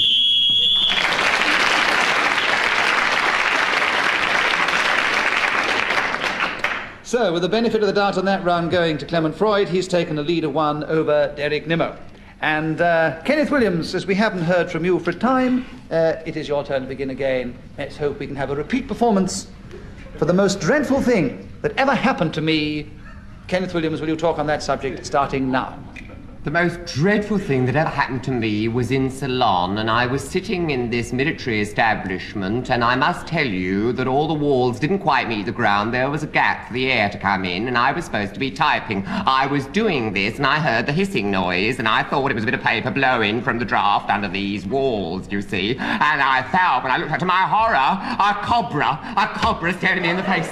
I was appalled. It certainly was the most dreadful moment I've ever experienced. And my voice all seemed to shrink, and I said, "Sir, sir, sir." I'm finished. Yes, need you say it, but I think you should. No, but I feel rotten because I want to know what he said. Oh, we can't let 3 sirs go. No, No, I no, thought no. not. I'm afraid your sir, you were so feeling it, weren't you? You'd forgotten. That, so...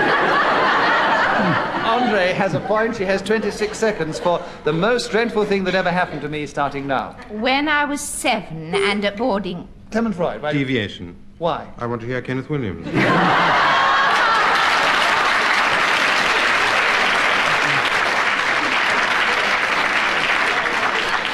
All you've done is make Andre Melly, who doesn't listen with us every week, feel absolutely rotten. Oh, he didn't mean to. And He didn't also mean to. it He's is- lovely, don't think. For those of you who will listen at home, I must point out that Kenneth Williams and Clement Freud do sit side by side in this game. Yes, it's a blandishment. It's only a blandishment. Steady on. Some people might misinterpret that word. Andre Melly, you have another point, because that challenge was unjustified. You have 24 seconds for the most dreadful thing that ever happened to me, starting now. I was caught. Clement Freud challenge. Hesitation. So, Clement, you get another point, and the subject with 23 seconds for this subject, starting now. Clement challenge. Hesitation.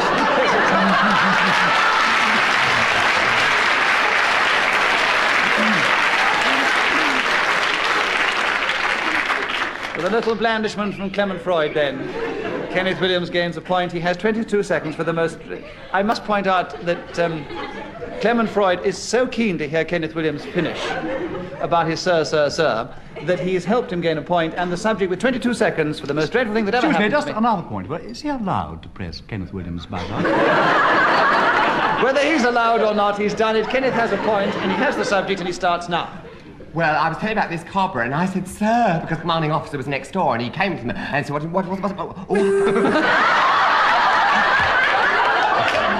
Andre Melly, you have 15 seconds left for the most dreadful thing that ever happened to me, starting now. Got caught stealing the toads out of the toad in the hole when I was at boarding school. Well, I hid them in my hanky at the bottom of the garden, and the geography mistress found the hanky because it had my name Melly attached.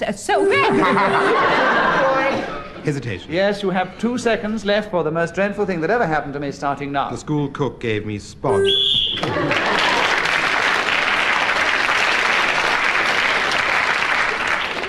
Derek Nimmo, it's your turn to begin. Derek, things I do when nobody's looking. That rather strange subject has been thought up for you, so I think you should have a second to think about it. So we get off on the right foot. And, Derek, would you begin now? Well, of course, actually, I'm a great lamppost banger. What I do is I go along the street with my umbrella and I tap these pieces of street furniture. I go 1 on the first one, and I go 2, 3 on the second, and 3, 4 on the third. And sometimes when I'm sitting at home and I think nobody's looking at all, you'll be surprised when I get up to I recite nursery rhymes, all by myself in a darkened room with a glass of gin in one hand. And I say, little Miss Muffet sat on a tuffet, eating her curds and whey. There came a big spider and sat down beside her and frightened Miss Muffet away. And then I give myself a round of applause. Clement Freud, why do you challenge? Repetition. Of what? 2 ways. Oh, look, I'll tell you what, now, I think this is one of those... Oh, no, the Yes. audience...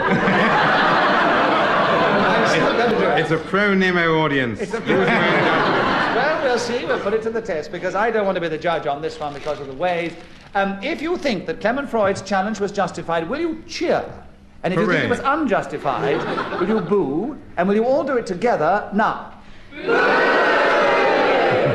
Their way is the Derek Nimmo way today. And so, Derek, they're with you. You have another point. You have 5 seconds for things I do when nobody's looking, starting now. Sometimes I sit in a disused air raid shelter and I count. I go 1, 2, 3, 4, 5, 6, Andre 7. Melly, why did you try? Repetition, because he was counting with those lampposts. Indeed, he was counting with his lampposts. yes. So, Andre, you have another point, and you have 17 seconds for the subject, starting now. I pull faces in the mirror. I like doing that quite a lot. I wouldn't dream of doing it if there was anybody there.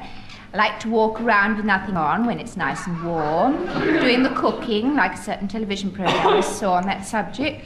And then I talk to my... Kenneth Williams. Hesitation. Hesitation. So, Kenneth, there are 3 seconds for you to tell us what things I do when nobody's looking, starting now. There's no point in doing things when nobody's looking, because the whole point is just doing when somebody's looking.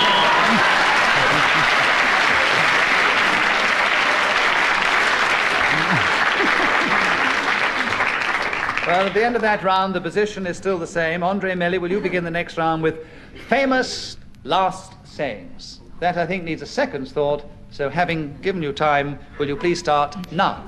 The most famous one, I suppose, is Nelson, who said, "Kiss me hardy." I never really quite knew why. And another one I know is my great-uncle Willie, who just before he died said, "Oh, hell," and then went.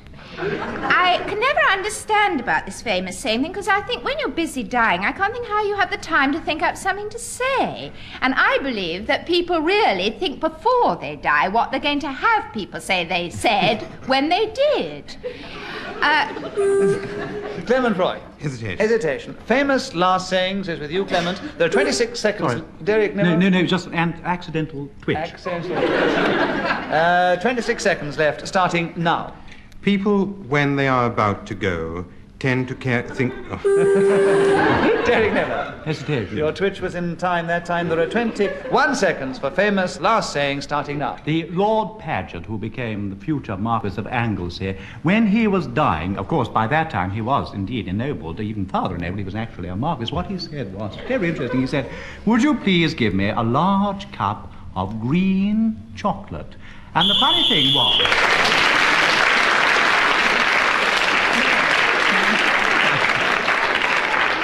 Well, at the end of that round, Derek Nimmer has caught up 1 point behind Clement Freud, who's still in the lead.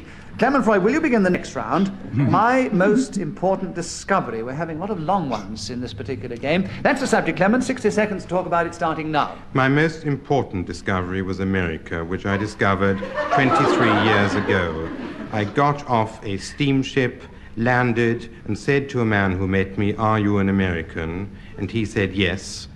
And he's... Derek Nimmer. Hesitation. Hesitation. My most important discovery. 45 seconds starting now. My most important discovery was Clement Freud. I had not realized until I actually was confronted with a genuine, dissipated, decadent Clement Freud that such nasty things existed in the fair city. It was to me a tremendous shock and something which I hope you don't mind me saying this, but I've never quite recovered from. He arrived, I remember, on this very stage, covered in green soup. Clement Freud, why you... Deviation. Why? We'd met long before this. Not. Never. Yeah, I'm prepared to believe Clement Freud. He has another point. He has 21 seconds for my most important discovery starting now. "Are you Clement Freud?" said the American. "Yes," said I. "I have been discovered," said the American. And this has gone down in many books as an epic event. Derek Nimmer. Hesitation. Yes, my most important discovery. 12 seconds starting now. The interesting thing about him, too, is that he wears shirts. They are usually shirts that don't have a tie. Sometimes he does wear one, but not very often, really. His trousers are rather mud-stained. His shoes are never polished. So, Kenneth Williams. A good subject for you, I'm sure, Kenneth. My first audition.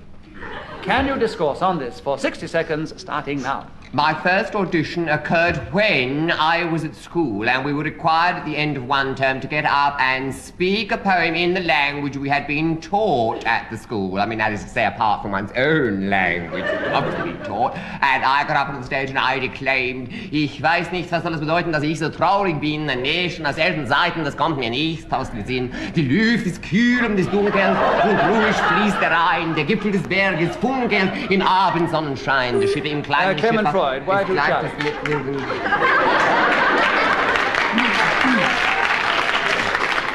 Clement Freud, you've challenged. Repetition. Of what? Hat ja zu oft gesagt, ich weiß nicht. Deswegen musste man sagen, dass es zu oft gesagt hat. Was machst du? Ik weinig was uten, kleine schwöten, veröten seine Föten. For all those of you who don't understand German, I must explain Nor do that we. that Kenneth Williams has won a point. That I'm still with Kenneth, you have a point. You have the subject still, and 31 seconds for my first audition starting now. And then we had to do a piece in English, and I did the bit about the barge. She sat in like a burnished throne, burned on the water. The poop was beaten gold, purple the sails, so perfumed the winds were lovesick with them. For a very own personally decadent description, she'd lie in a pavilion, cloth of gold of tissue, or picture that Venus where we see the fancy outwork nature. And Antony, a friend of the marketplace, to sit alone, whistling to the empty air, which but for vacancy had gone to gaze on Cleopatra too, and made the whole one void.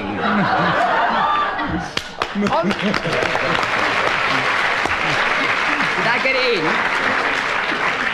In the middle of your flow, Andre Melly challenged. Andre, why did you challenge? A deviation, because it's meant to be his first audition and he's giving it now. It was. I had to do it in English and in German, my first audition. Sure that Kenneth is so brilliant he did his first audition exactly like that. Thank you. Kenneth, you have another point. Yes? There's still 10 seconds left for you to go on about my first audition starting now. Well, at the end of it, they were absolutely staggered. Stunned would probably be a better word. And I immediately was asked to join the Tavistock Repertory Players, and I did. And the first part was a footman. Well, you wouldn't know as much of a part, would you? But it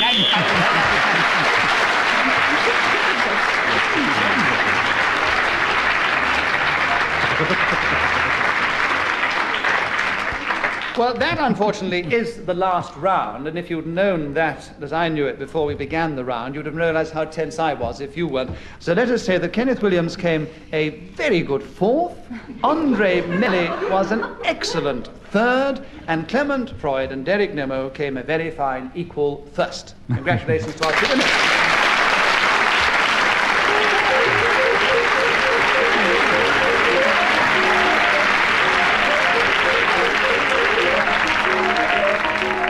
Chairman of Just a Minute was Nicholas Parsons. The program was devised by Ian Messiter and produced by David Hatch.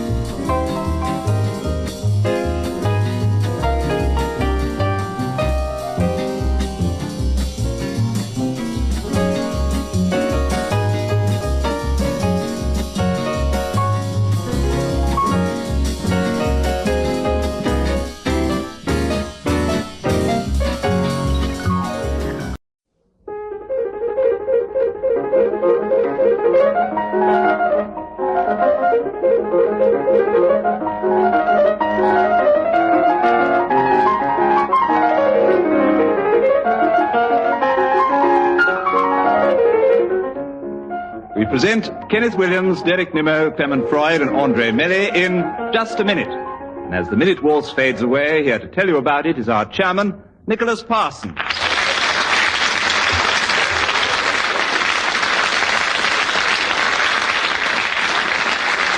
Thank you. Thank you very much indeed. Hello, welcome once again to Just a Minute. And in just a minute, these four clever people will try and speak for just a minute on some unlikely subject that I will give them without hesitation, without repetition, and without deviation, going off the subject in any way at all. And they will score points or otherwise according to how well they do this. So let us begin this particular game with Kenneth Williams. What to do with your vitality? That is the subject, Kenneth. Will you try and speak for just a minute, starting now? Well, there are many views on what people should do with their vitality. Some people go to gymnasiums to work off their excess steam. Derek Nimmo, you challenge. Why? Deviation. Why? Well, it's a little correction. Gymnasia. Well, all right. All I can say is here that while you are correct, I think colloquially a lot of people do say gymnasiums, and Kenneth Williams, your ums are giving you a point, and so you have 1 point for me not upholding that challenge, and you continue with 50 seconds for what to do with your vitality starting now. Yes, and Andrews. Clement Freud, you challenged. His arms. His ums. Well, it ruined me. It ruined the whole intellectual flow. Yes. So having stopped in full flow, you couldn't get going. Ludicrous. You couldn't get your vitality going. No. Kenneth. So as Clement Freud's challenge is upheld, I then grant him a point, and he has 47 seconds for what to do with your vitality starting now. One of the finest things that you can do with your vitality is go and see Derek Nimmo perform at the theatre, where he comes on in a pair of boots and prances around the stage, and the audience applauds and cheers and shouts encore. Kenneth Williams, why do you challenge? This has nothing to do with what to do with your vitality. It's just a plug for Derek Nimmo.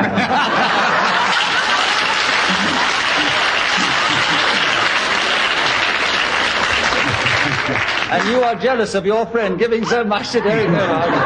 I agree. It sounds a very relaxed way to enjoy yourself watching Derek Nimmo. So, Kenneth, I grant you a point, and you have now 2 points, and you have 32 seconds for what to do with your vitality starting now. What you should do with it is to channel it, and preferably, of course, channel it. Andre Melly, why do you challenge? A hesitation. I think it was. I'm sorry, Kenneth. Well, You didn't exactly stop, but the sort of contortion of words was such as to interpret it as hesitation. So Andre Melly has a point, and she has 28 seconds for what to do with your vitality starting now. Go in for different sports like football, skiing, swimming's very nice. Kenneth Williams. Andre Melly has another point because she didn't hesitate. Yes, she did. Most certainly hesitate. They all heard it.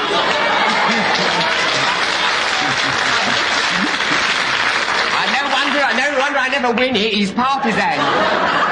Definitely partisan. You can see him ogling area. You won it quite recently. Kenneth Williams, you won it handsomely quite recently. You are brilliant at playing to the audience. What's that, Buzz? I'm buzzing deviation. He didn't win it handsomely.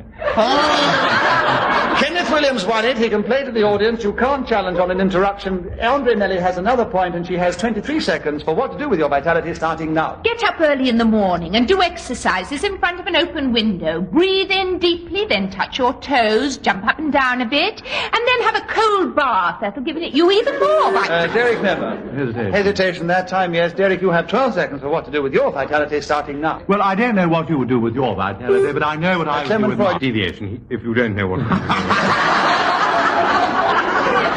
That's one of those. You were all against Clement for a little while ago. No, I've never been against him. All right. Well, that clever challenge, I give the benefit of the doubt. That's any way I can put it to Clement Freud, who has another point. He has 8 seconds for what to do with your vitality, Clement, starting now. Race around a football pitch, which is about 480 yards, and when you pass the goalpost, jump up and down. Derek Nimmo, why Yes, you challenge? because he's talking about what he's doing with his vitality. The question is what you do with your vitality. This is advice to my people. I actually did say to him what to do with your vitality, Clement, starting now. I think he was justified in interpreting the quotation that way. So Clement has 2 seconds for what to do with your vitality, Clement, starting now. Sprint back along the greyhound track.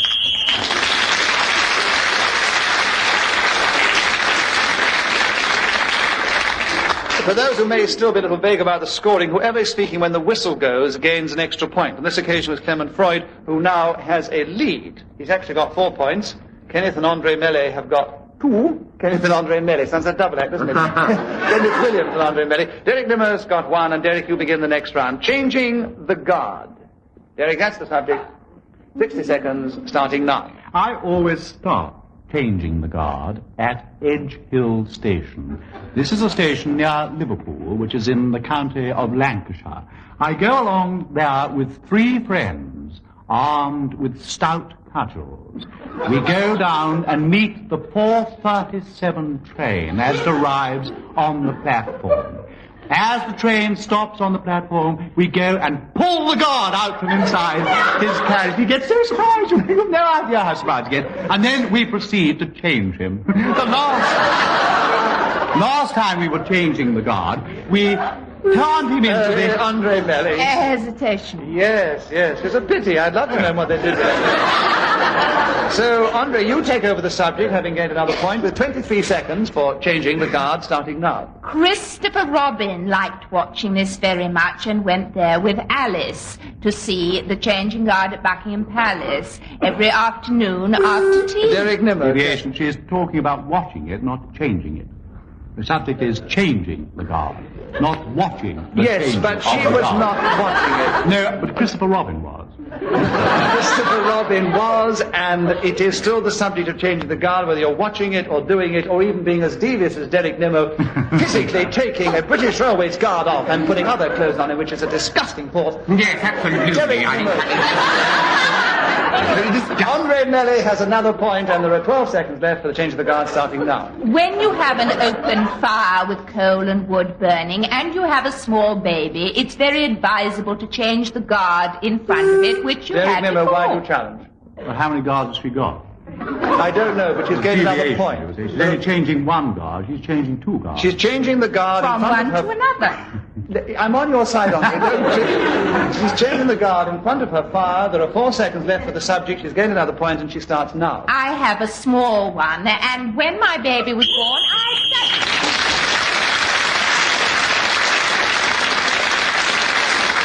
So the changing of the guard puts Andre Melly into a very definite lead over all the others. She's now got a lead of 2 over Clement Freud, who's in second place. Clement Freud, you're going to begin the next round. How to make your own gin.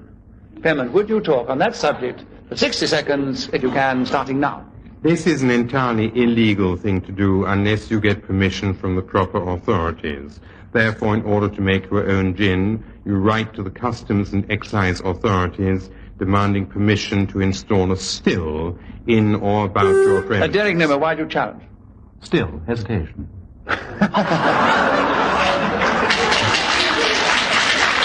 I think the only fair thing to say, it was a very clever try. I won't award any points for that, and just ask Clement Freud to continue with 45 seconds for how to make your own gin starting now. In the fullness of time, the commissioners will write back to you giving you permission to do so, provided that the returns are submitted every week. And you go out and purchase juniper berries, pure alcohol, sugar, and distilled water, which is essential to the exercise. You also go to a chemist shop and buy alcohol, without which the gin will not be as pure or as strong as it ought to be. You then have to decide whether the gin you prefer is gin which is dry, or the... Andre Melly, why do you challenge? repetition, there are too many gins. Yes, that is perfectly correct. So Andre has the subject, and she has 13 seconds for how to make her own gin starting now. And the slightest idea. Derek Nimmer, your challenge. Deviation isn't the slightest idea. Derek, you have a point. You have 12 seconds for how to make your own gin starting now. How to make your own gin is the subject of this question. What I always do is I go along to the blacksmith and I ask him for a piece of steel. I take along and I put it in the forge and I beat it with a heavy hammer.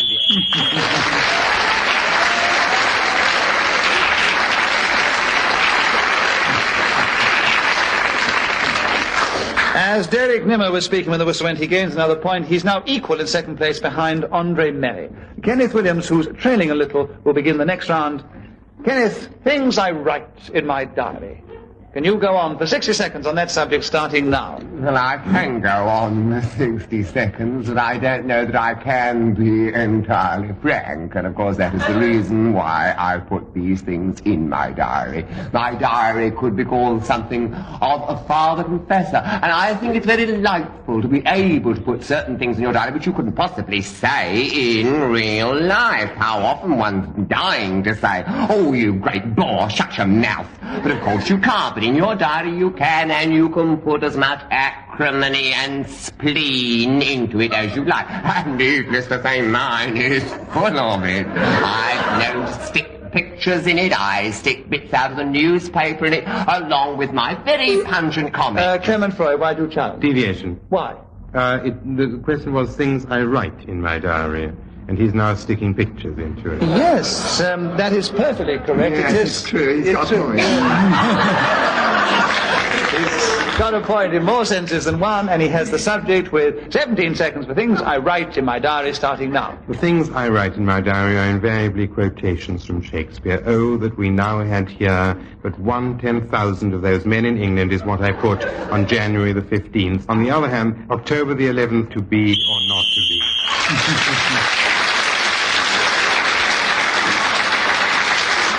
So, Clement Freud's diary, written in the future, puts him into first place, exactly equal with Andre Melly. Derek Nimmer, will you begin the next round preparing for the worst? That is the subject, and will you start now? I always enjoyed preparing for the worst. I actually started doing it about 7 weeks, 3 days. Clement Freud. But Clement Freud buzzed. Well, it's me simultaneously. You mean Clement Freud is handing it over to you? Or? No, I'm sorry if it was him first, but I give way. I certainly give way. That's the second part of my nature. Well, I must go by the lights that come up here, Kenneth, and Clement Freud's light came up first, so Clement Freud has the subject preparing for the worst starting now. What I do when the worst come to dinner is to prepare for them. I burn a potato soup. For this, I use onions and butter, which I leave overnight in a saucepan until the water turns sour. Add stale flour and sour cream. And with this, my guests are usually entirely satisfied. I then go on to the fish course. The fish, they say when they come to my house, is off. And they mean this in more meanings than one. Kenneth Williams, why do you Meaning. They said More meanings than one must be repetition. Yes, more meanings than one must be repetition. Kenneth, I pause because I'm in great doubt about it, but I'm going to give you the benefit of the doubt, and 21 seconds for preparing for the worst, starting now. The thing to do is to get your sandbags and preferably knit them yourself, because then you know they are reliable, and mount them in a great bank until you have ample protection from any kind of blast or other misfortune that may be in the air. Then get yourself plenty of tin stuff in case you can't get out of the open.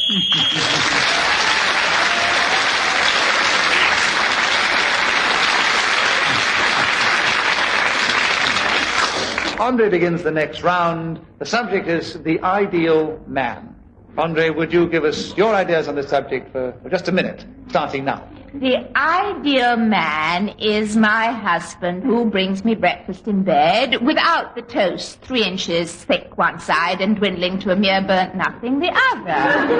Of course, an Kenneth ideal... Williams, why you tell? Deviation. We're talking about the ideal man, not making toast.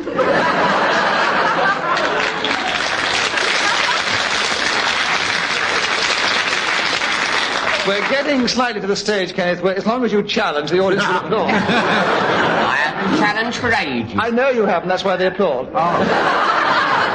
Kenneth, I'm going to give you the slight benefit of the doubt on that.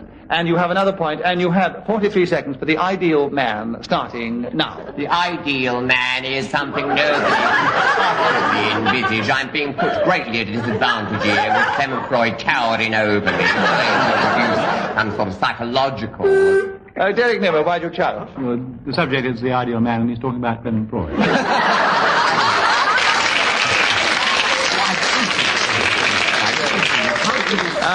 To many people, I'm sure that Clement Freud could be the ideal man. So, therefore, their challenge is not upheld. And Kenneth Williams, whether you agree with that particular statement or not, have 30 seconds to continue talking about the ideal man, starting now. The ideal man, being ideal, of course, cannot be visualized on this earth, but the nearest you will get is, of course, myself. Clement Freud, why do you challenge? Deviation. We've already established that I am the ideal.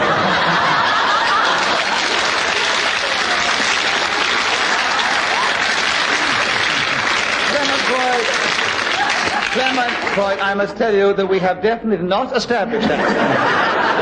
And I definitely said you might be some people's idea. And that might, some may be small or large, I have no doubt. There might even be Ian Messiter or Derek Nimmo. So... might even be that man in the audience. That man was Mrs. Nimmo. Has another point. And Kenneth, you continue for another 20 seconds on the ideal man, starting now. The ideal man should embody the qualities, of course, of truth and goodness and beauty. Derek Nimmo, why do you challenge? Hesitation. Yes. He was so getting carried away with his ideal man, and that he lost that one on hesitation. There are 11 seconds for you, Derek Nimmo, on the ideal man, starting now. The ideal man should have hair on the top of his head, then have 2 eyes, eyebrows, a nose, 2 ears, a mouth, a good set of teeth. Kenneth Williams, or what? Always features. Yes, well done. You have another point, Kenneth Williams, and you have 4 seconds for the ideal man, starting now. The ideal man is something approximating to the Andre end. Melly, why do you challenge? He said the ideal man an awful lot of times. I know. Repetition. I know, but you are actually, Andre, allowed to say this title of the subject of the subject of Each the card. time. Oh, I'm sorry. Yes. What do you dear?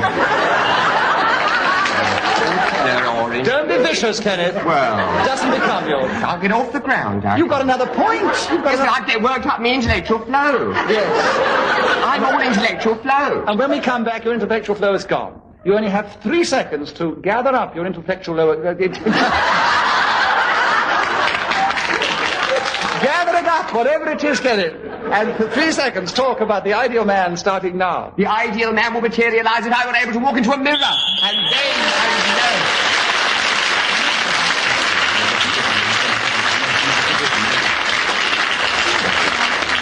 Well, that final narcissistic thought of Kenneth Williams makes him, oh, he really has. He hasn't said it himself, I'm going to say it for him. He has leapt into the lead!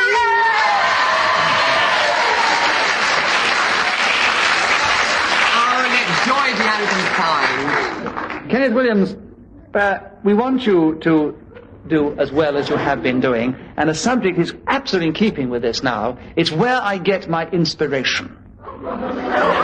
Your face has gone a pale green. Well, it's so complicated. Yes, well, all right. Just have a little thought about it, because I must be fair, and start talking on the subject now. Yes, I usually get my inspiration from books and the sayings of great men. I often reflect upon the saying of Voltaire, I disagree heartily with what you say, but will defend to the death your right to say it. And what an inspiration that has been to me. And indeed, what an inspiration it has been for all democracies, as we know. Democracies, not of course in the sense of American democracy, which I don't think it ever got Three democracies. Clement Freud has challenged you, Kenneth. Can I just interrupt you? Repetition. Of what? Democracy. Yes, all right. I just want to make sure we know what we're talking about. 30 seconds for when I get my inspiration. Kenneth Freud. Kenneth Freud. I've done it again. I said 2 weeks ago they were going to announce their engagement at the end of the series. I've now married them off. Clement Freud. You needn't give the audience the impression it's already happened, Kenneth. I'm looking at you entirely. Well, don't change your affection so rapidly. Clement Freud, 30 seconds for when I get my inspiration starting now. I usually get my inspiration from Kenneth Williams, from the firm line of his lips, his clear eye, and his twitching nostril. And somehow I find that intellectually I work that much better and that much harder. Kenneth Williams is an inspiring man to anyone wishing to make a career. Derek Nimmer, why do you chant? Repetition of Kenneth Williams. Yes, we've had rather a lot of Kenneth Williams in that round. Not only did Clement, I think he did jolly well to keep going, because I must explain to the listeners that Kenneth Williams was breathing down his ear hole the whole time. Anyway, he said Kenneth Williams 3 times. Derek Nimmer spotted it. He has 12 seconds for where I get my inspiration starting now. I go to get my inspiration to the middle of St. James's Park. And I sit on a bench and I watch the ducks swimming so gently around the clear, grey, muddy water.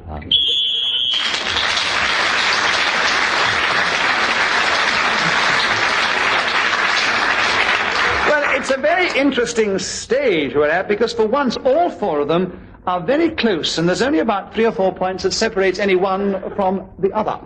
This is the last round, so it's very exciting. Derek Nimmer is going to begin it, and we've got a long subject for him. What to do if you get your big toe caught in the bathtub. I'm sure Derek Nimmer can talk very ably on that subject.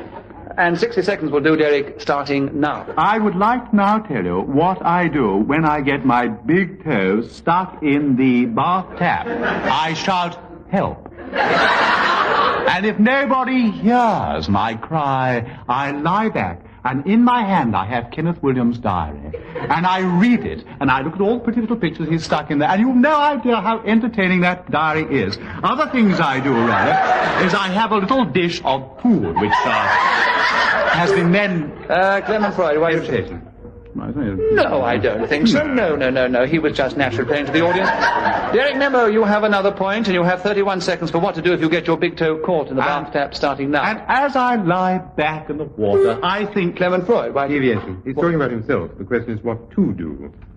Well, I'm lying back. Well, what to do if you get stuck, your... You can't do much. All right, Derek, I can justify it. What to do if you get your big toe stuck in the court, in the bathtub. So if it's your big toe, it must be what he's doing. So Derek Nimmer has another point. Yes. And he has 29 seconds for what to do if you get your big toe caught in the bathtub, starting now. I lie back in the rapidly cooling water. Kenneth Williams. Deviation, he couldn't lie back if he had his big toe caught in the tap, could he? You don't know Derek Nimmer's big toes. And a lot of people who've seen them feel that he could do more than even lie back.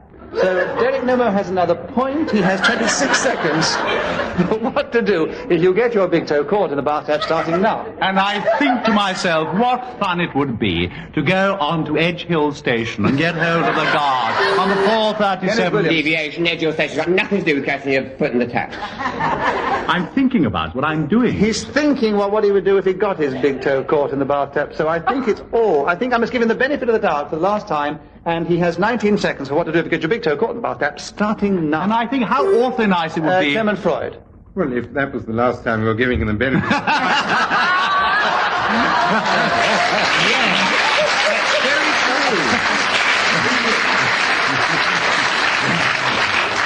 Ladies and gentlemen of the audience, will you be the judge in this impossible situation that I'm regularly placed? Do you think I should give the benefit of the doubt to Clement Freud? If you think he deserves the benefit of the doubt now, cheer, and if you disagree, will you boom? Will you all do it together now? Yes, the cheers, Paddy, the cheers. Kenneth Williams is always the judge. He's utterly partisan. Clement Freud has another point. He has 18 seconds for what to do if you get your big toe caught in the bathtub. Clement, starting now. What? Derek Nimmo challenge. Deviation. I don't think that Kenneth Williams ought to be able to award points to his fiancée. You're absolutely right, Derek, absolutely right, but as Kenneth Williams is not officially engaged to Clement Freud, he is not awarding points, so I'm still with Clement Freud. 19 seconds for what to do if you get your big toe caught in the bathtub, starting now. What to do when you get your big toe caught in the bathtub is to have it amputated. You shout and get someone else to turn for... Andre Melly. Hesitation. Yes, indeed there was. Andre, what would you do if you got your big toe caught in the bathtub? Last 6 seconds coming up, starting now. What I would do if I got my big toe caught in the bathtub is to get hold of the soap and rub the whole of my foot with this soap, including the toe.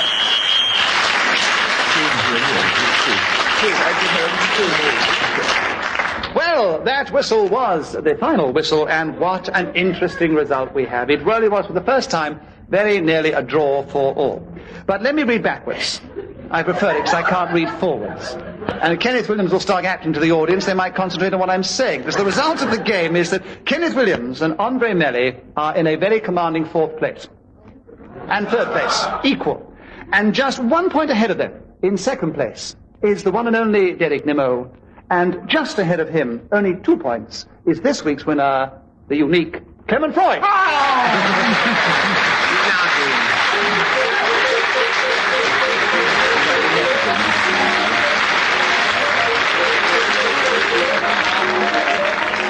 The chairman of Just a Minute was Nicholas Parsons. The program was devised by Ian Messiter and produced by David Hash.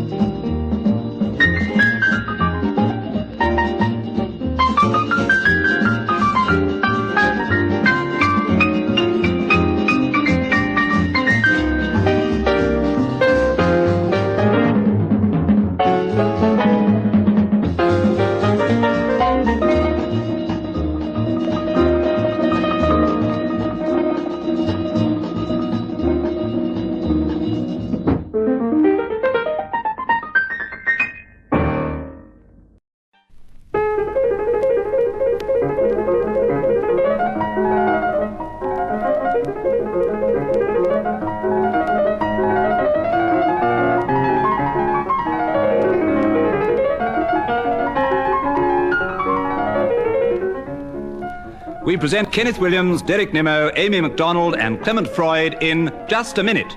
And as the minute waltz fades away, here to tell you about it is our chairman, Nicholas Parsons.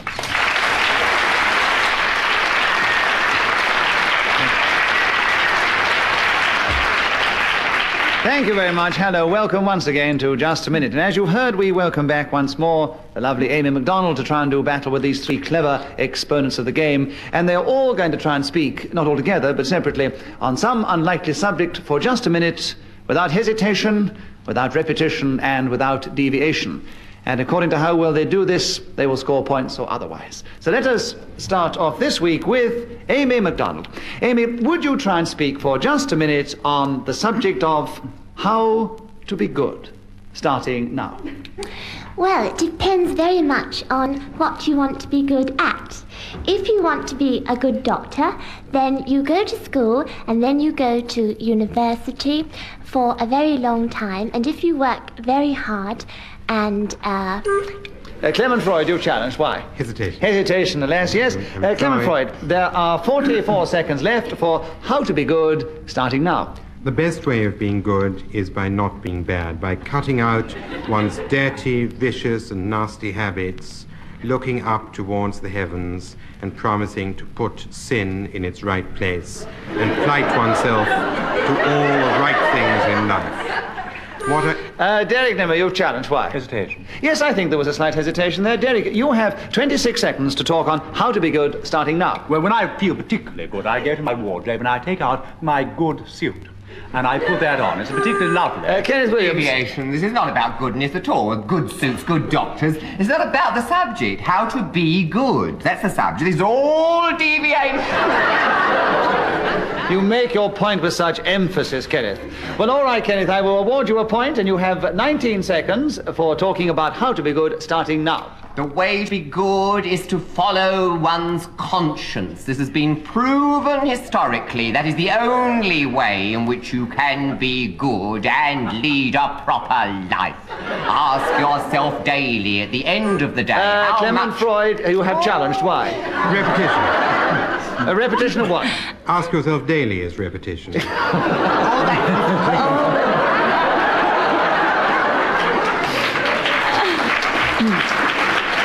I think the only fair thing to do here for that rather clever challenge, Clement, is to give you a point for cleverness and leave the subject with Kenneth Williams, who continues with 4 seconds on how to be good, starting now. Derek? I haven't started.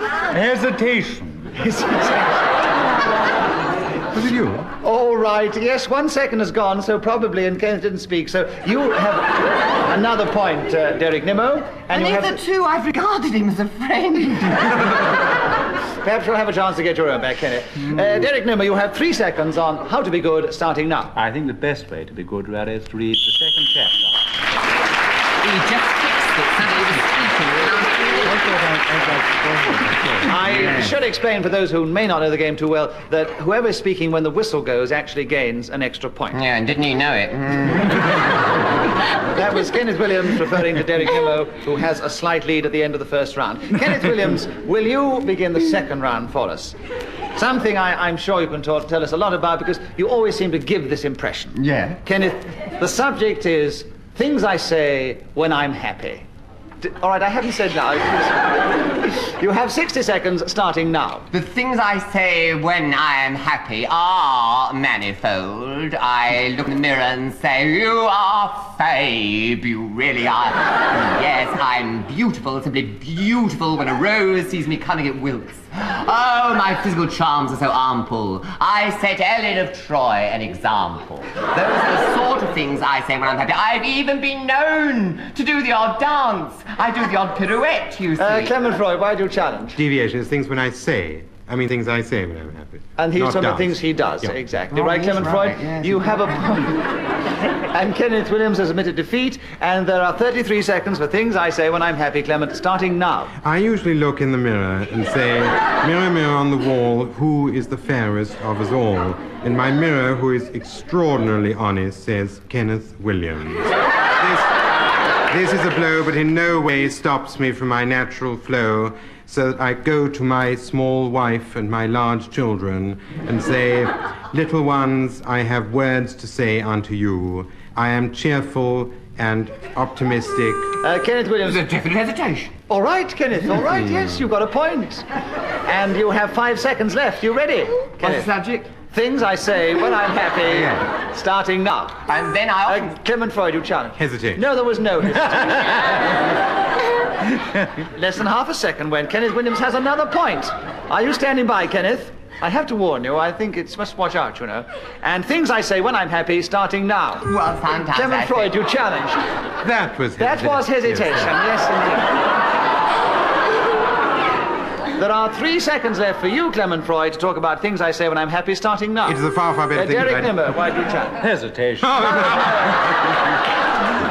I think you carried it too far then, Derek. I think to be utterly fair, it's still with Clement Freud. He has 2.5 seconds for things I say when I'm happy, starting now. Send a victorious, happy and glorious locker room.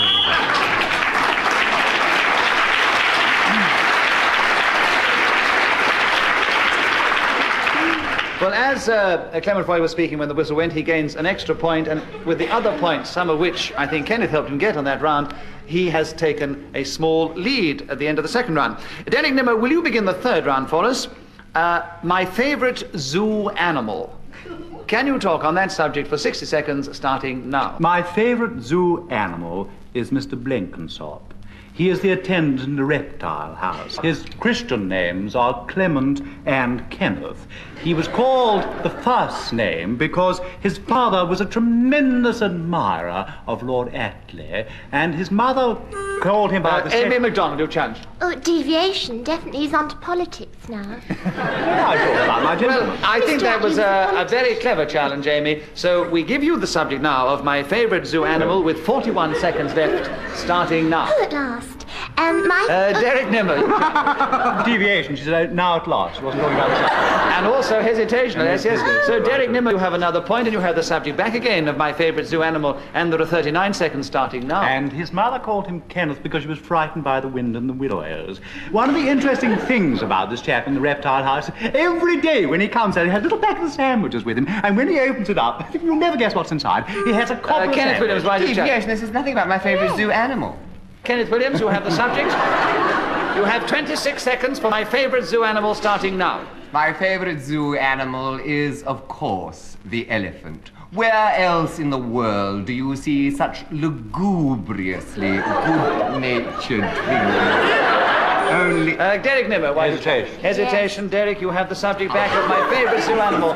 14 seconds left, starting now. The subject of my favorite zoo animal actually is a very interesting one because people have different opinions of what is exactly their favorite. Kenneth Williams, why do you... Deviation. People have different opinions. There's nothing about what we're talking about.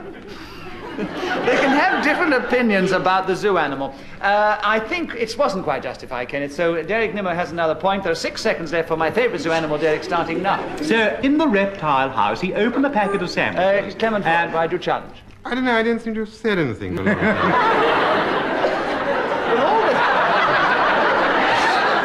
You're absolutely right, you haven't for quite a long time. Maybe the subject's inhibiting you in some way, Clement. But all that happens is that Derek has another point, and there are 4 seconds for my favorite zoo animal, starting now. And he has a very dear wife, and they went to Bognor for their holidays this year. Amy MacDonald, why... Deviation. Yes. Bognor. I mean... Yes. Deviation for hours. I may say, we're still talking about my favorite zoo animal. And you've been going on rather too long. established Amy MacDonald and has a point for agreed. deviation, and there's 1 second left for my favorite zoo animal, Amy, starting now. My favorite zoo animal...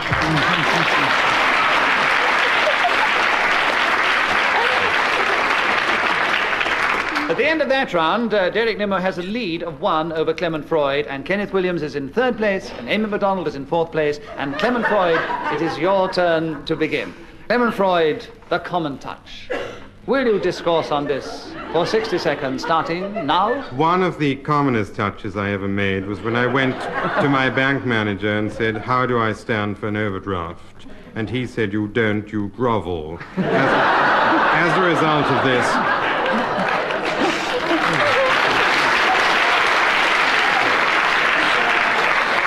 As a result of this, I got no money at all, so I had to make another common touch. I raised my right hand and placed it firmly on Mr. Kenneth Williams' left knee, which many of you will agree is a pretty common touch. As this is the subject, I'm allowed to repeat it yet again, a common touch. But there are many other actions. Kenneth Williams. Hesitation. Yes, indeed, there was, yes. I thought a little while ago when you were rather hysterical, it was also rather devious. 25 seconds, Kenneth, for the common touch starting now. This is a phrase which I take to mean if you can keep your head when all around are losing theirs and still retain the common touch. These are, of course, the words of the poet. Clement Freud, why do you challenge? Deviation. Why? If you lose your head, you have nothing to guide your hand.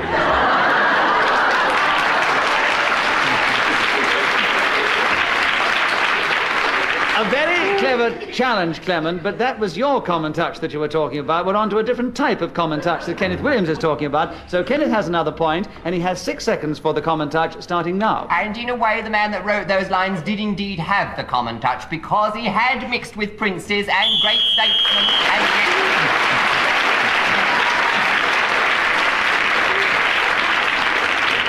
Since Kenneth Williams joined us, he's used a phrase which has gone to many people's heart. Have I leapt into the lead? And this time he has leapt into the lead. Oh, joyful day. Alongside Derek Nimmo. Oh. And here's a good subject for you to talk on as you're fully worked up. The subject is pulling faces. Having pulled a very good one at your thought of it. Kenneth, would you talk on pulling faces starting now? This is something I frequently do in front of a mirror, and I have been assured by men in the medical profession that it is very good for the skin because you make it even more elastic with each, so to speak, acrobatic gyration that you make with your face or your facial muscles, as the men of medicine would have it. Now, the pulling of the face, obviously, is generally to achieve a comic effect. Freud, your challenge. Hesitation. Yes, I'm afraid. I must explain. No, I was demonstrating. I know. He was demonstrating, but I'm afraid it still means a pause in this game. If all of them were to demonstrate some of the subjects they'd had, we'd be in a very queer street by now. I've been in a queer street for ages. I see your point, actually. And I do think you're a very good chairman, actually. Oh, I'm overwhelmed. Anyway, at the end of all that, Clement Freud has another point. He has 25 seconds left for pulling faces starting now. You get your face on a rack, putting one ear into a vice, and you pull at the other ear until the nose splits down the middle. Derek Nimmo, why do you challenge? Absolutely disgusting. Yes. Horrid, revolting, degrading. No need for filth, is there? Absolute degradation. However Typical of a filthy, man. degrading, revolting, obnoxious it may be, within the context of the rules of the game, it is not devious, and therefore I must still be with Clement Freud, who has another point, and he has 17 seconds for pulling faces starting now. As you engage your right hand in the left ear. Amy MacDonald, why do you challenge? Who's talking about hands and ears now? Deviation. Very good. Putting his hands in his ears is very devious, isn't it? Amy MacDonald, you have 13 and a half seconds for pulling faces starting now. Oh, the best way and the easiest way is to get a bit of plasticine, you see, and make a little face on it. And then you can pull it all sorts of different ways, see? And in doing this, you can have all hours of entertainment.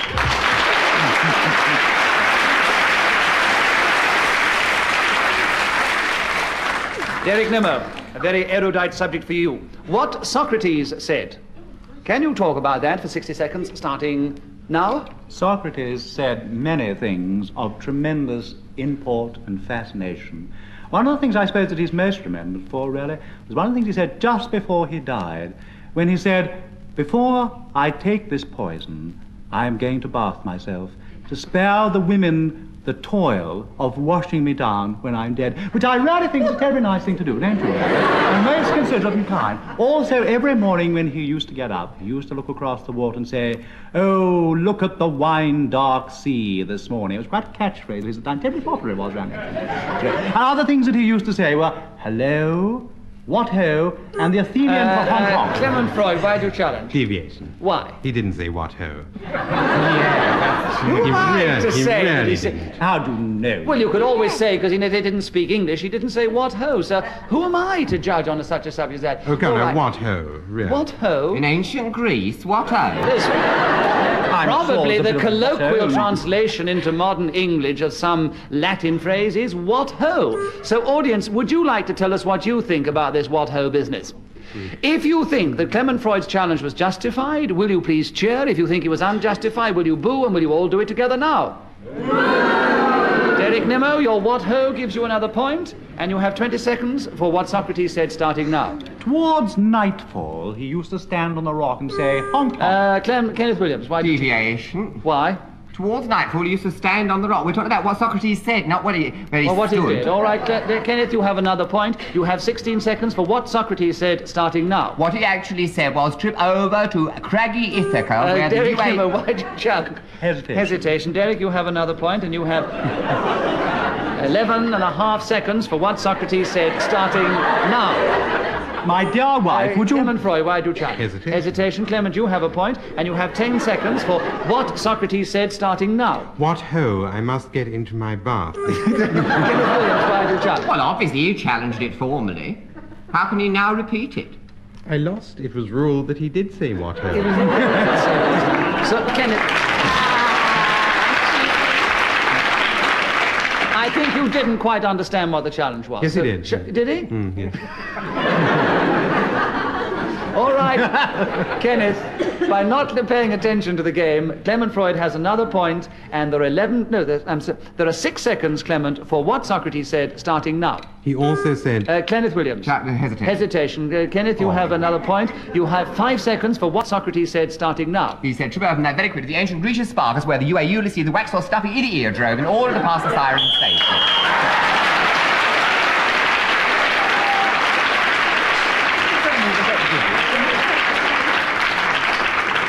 And I thought Kenneth was right. That was perfect Latin he was speaking in the end, and that's exactly what Socrates said. So, Kenneth, you have increased your lead somewhat. You now have 2 over the rivals. Clement Freud wants to say something. Deviation. Socrates was Greek. What did I say? Latin. But you see, all Latin is Greek to me. Yeah.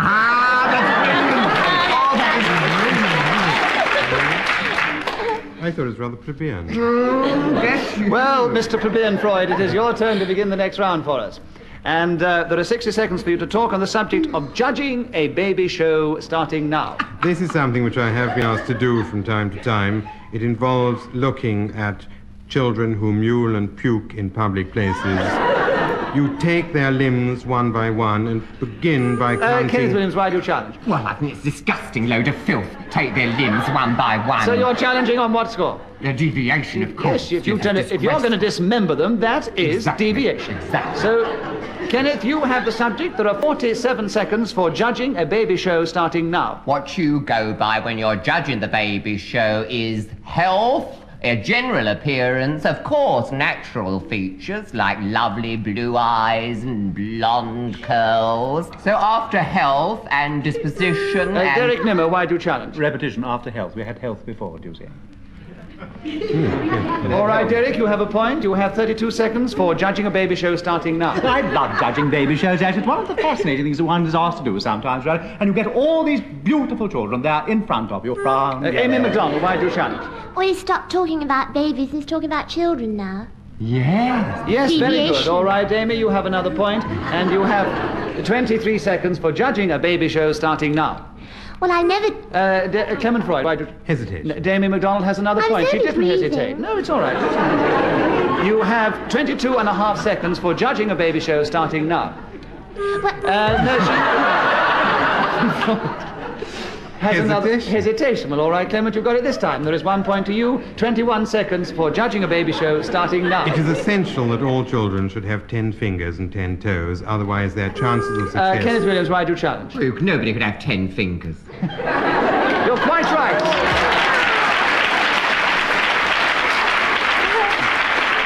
You were certainly paying attention that time, weren't you? I've never heard anything like 10 fingers. Have 10 thumbs next week. Yes, exactly. So, Kenneth, there are 16 and a half seconds for judging a baby show starting now. After the general appearance of the child, and, as I say, the disposition of the child, you next consider the way he speaks. If he Clement Freud, why do you challenge? Deviation is a baby show. Yes, we've had it. I've given it once, I must give it again. Yes, we're talking about babies and you're onto children. So Clement has another point. Clement, Freud, there are 9 seconds for judging a baby show starting now. It is essential there are 10 toenails and also 10 fingernails, all of which should be in good condition. Kenneth Williams. This is disgusting. We don't want to be at fingernails and toenails. It sounds like a positive witch's cauldron, the whole thing. Why are you challenging? Because it's deviation. Why? Why is it devious? Load of Quickly, tell me in 10 seconds. Why is it... You can't challenge him for filth. Oh, well, because I want to speak then. I don't think you're justified. Clement Freud has another point. There are 4 seconds left for judging a baby show, Clement, starting now. It is usual to have at least 4 judges, some of whom are male and some female.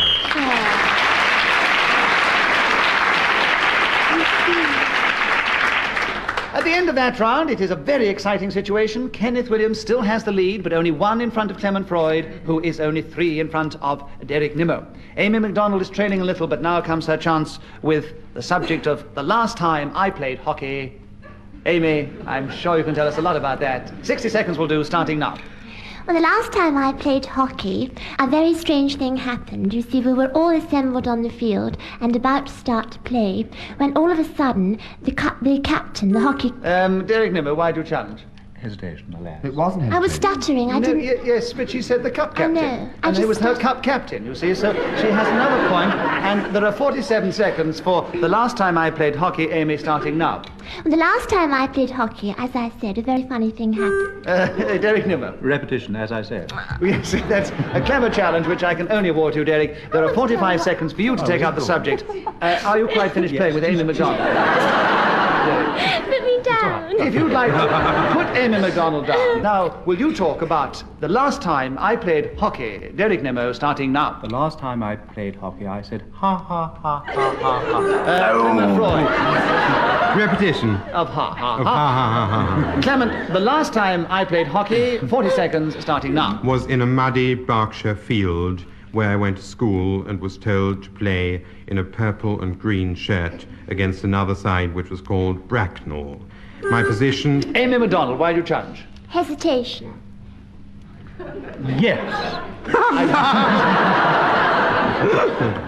I don't think I can give it to you this time, Amy. I'd like to. So, Clement Freud has another point. He has 29 seconds for the last time I played hockey, starting now.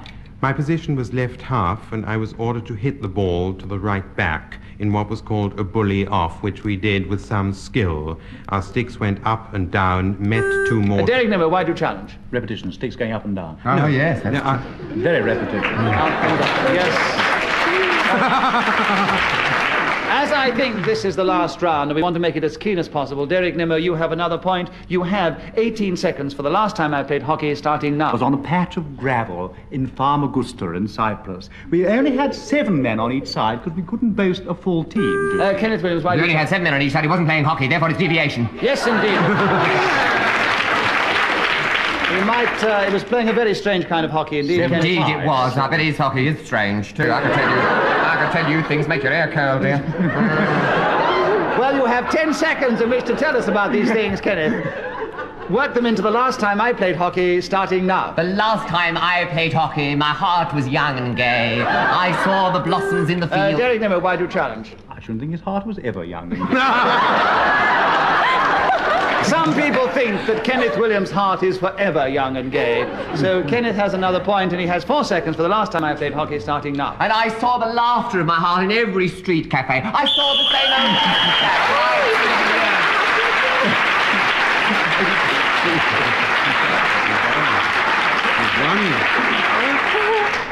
Well, Kenneth Williams' laughing, gay heart has done something for him once again this week. I'll keep the surprise to the end. I'll read backwards and tell you at the end of the final round, Amy MacDonald came a good 4th, and a little in front of her was Derek Nimmo, who was in 2nd place. Clement Freud was in 3rd place. And this week's winner by 1 point, 1 precious point, was our Kenneth Williams. This week's winner.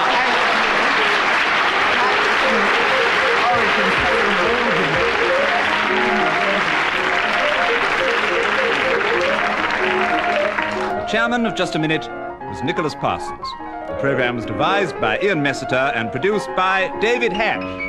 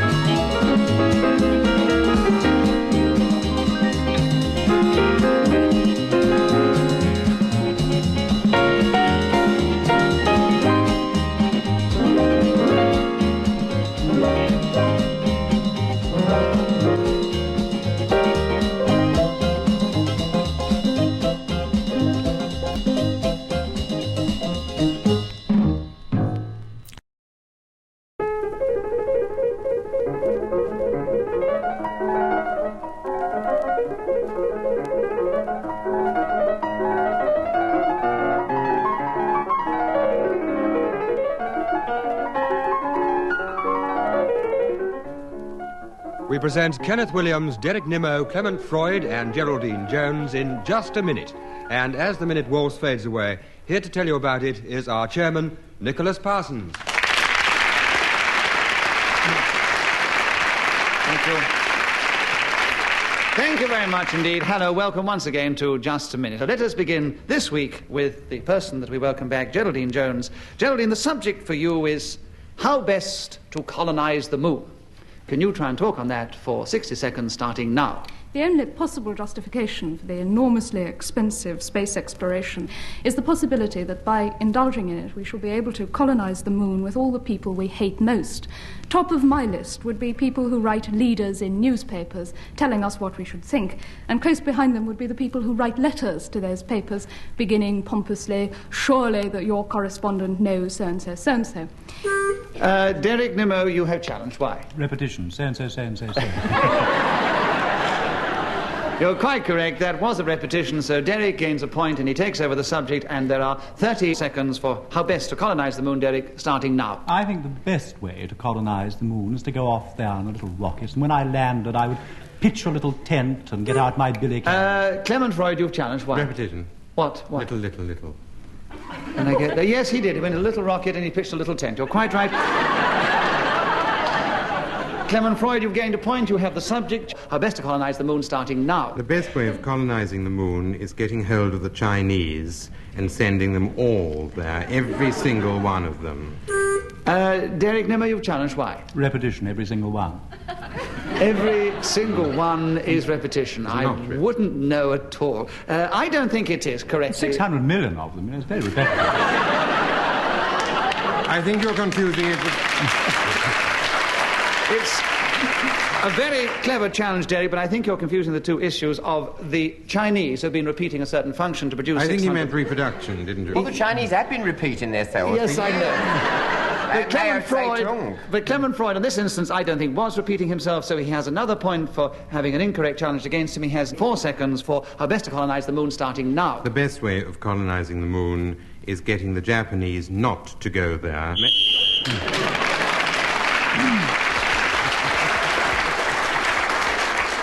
Kenneth Williams, will you begin the second round for us? The subject is evolution.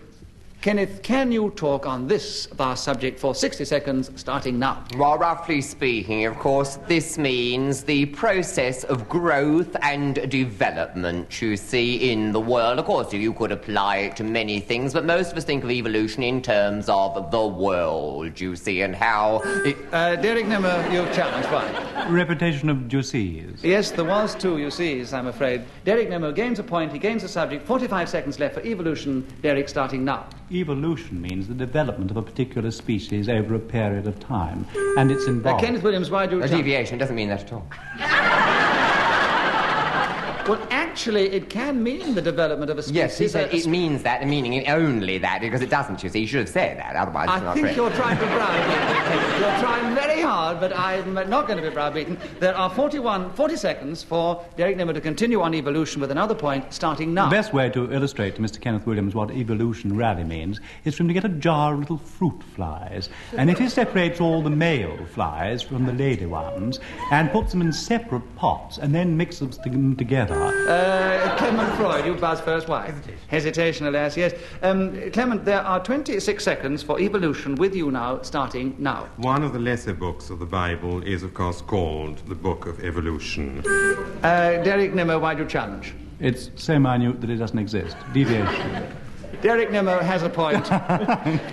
Evolution, in that sense, is not in the Bible. Derek Nimmer, you have 21 seconds for this subject, starting now. It's for the theory of evolution. Yes, Geraldine Jones, you challenge. Hesitation. 20 seconds for evolution with you, Geraldine Jones, starting now. Evolution is a development that has developed rather... Clement Freud, you challenged. Hesitation. Clement, 17 seconds for evolution, starting now. None of the books in the Bible are called the Book of Evolution. But had there been such a one, it might well... Kenneth Williams. Deviation is a supposition. We're concerned with evolution. He's saying, had there been a book of evolution? This is supposition. We are discussing evolution. We're not discussing supposition. It's all right, Kenneth. You try and browbeat your points out of me.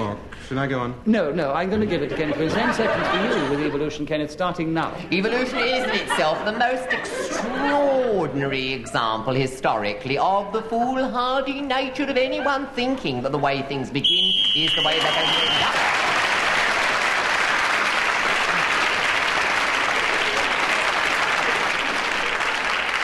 As Kenneth Williams was speaking when the whistle went, he gains that bonus point. Derek, Victoriana, a delightful subject which I'm sure you can talk about very ably. 60 seconds will do, and starting now.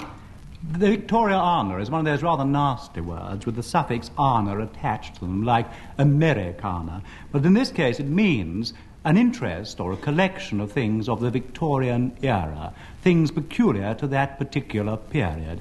All sorts of things, I think, can be described as Victoriana. For instance, Valentine cards. Although they were known before that period, they came into their real eminence during that particular passage of time. Kenneth Williams, why do you challenge? Hesitation? Yeah. I think you kept going fairly consistently. No. So Derek Nimmo has 32 seconds to continue on Victoriana, starting now. St. Valentine, as you know, was a martyr which was killed by the Emperor Claudius II, and the commercialization Geraldine of the Jones, Valentine why have you card. challenged? Deviation. Why? Well, he's not talking about Victoriana I at talk all. about Valentine He's on cards. hagiology. Yes, indeed. I consider that Geraldine should be given the benefit of the doubt. She has 25 seconds for Victoriana, starting now. There are some people who believe that Victoriana is a dirty word which involves an obscene interest in all sorts of hideous... Kenneth Williams... Deviation. We're discussing Victoriana, not a load of filth. Coming into a load of filth. You don't want to hear it here? Well... People expect something decent, don't they, for goodness sake? You made a very good point, and the audience are completely with you. I think I can only bow to their consideration of the situation and give a point to you, Kenneth. 19 seconds for Victoriana, starting now. Well, it represents some of the most beautiful things you could possibly lay your eyes on. You've got your Albert Hall and, of course, your Albert Memorial. Now, what could be more lovelier than that? When you come upon the Albert Memorial, as I very often do... Derek Nimmo, why are you challenging? Repetition, he came on it twice. The Albert Memorial. But he came on the... He didn't come on, he didn't... What's Albert Memorial twice? It's repetition. Albert Memorial. I see, I thought you said he said, come on twice. He did say Albert twice. I wouldn't do that, no. So, Derek Nimmo, there are 7 seconds for you to continue. Victoriana, starting now. Papier-mâché objects were very popular during that period. They're made from waste paper, and they can be pressed in the shape of tables and trays.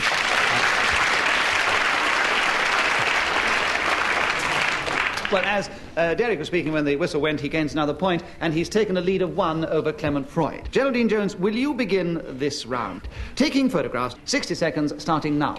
When I went to America, I was given a very expensive camera with which to take photographs. On the way out, I tried all sorts of different views of the ocean, upside down, sideways, long ways, from the left side of the boat and the right side in the morning and at night. All these photographs were so unremittingly boring that I swore never again to take any, and have since left the job of doing it to professionals.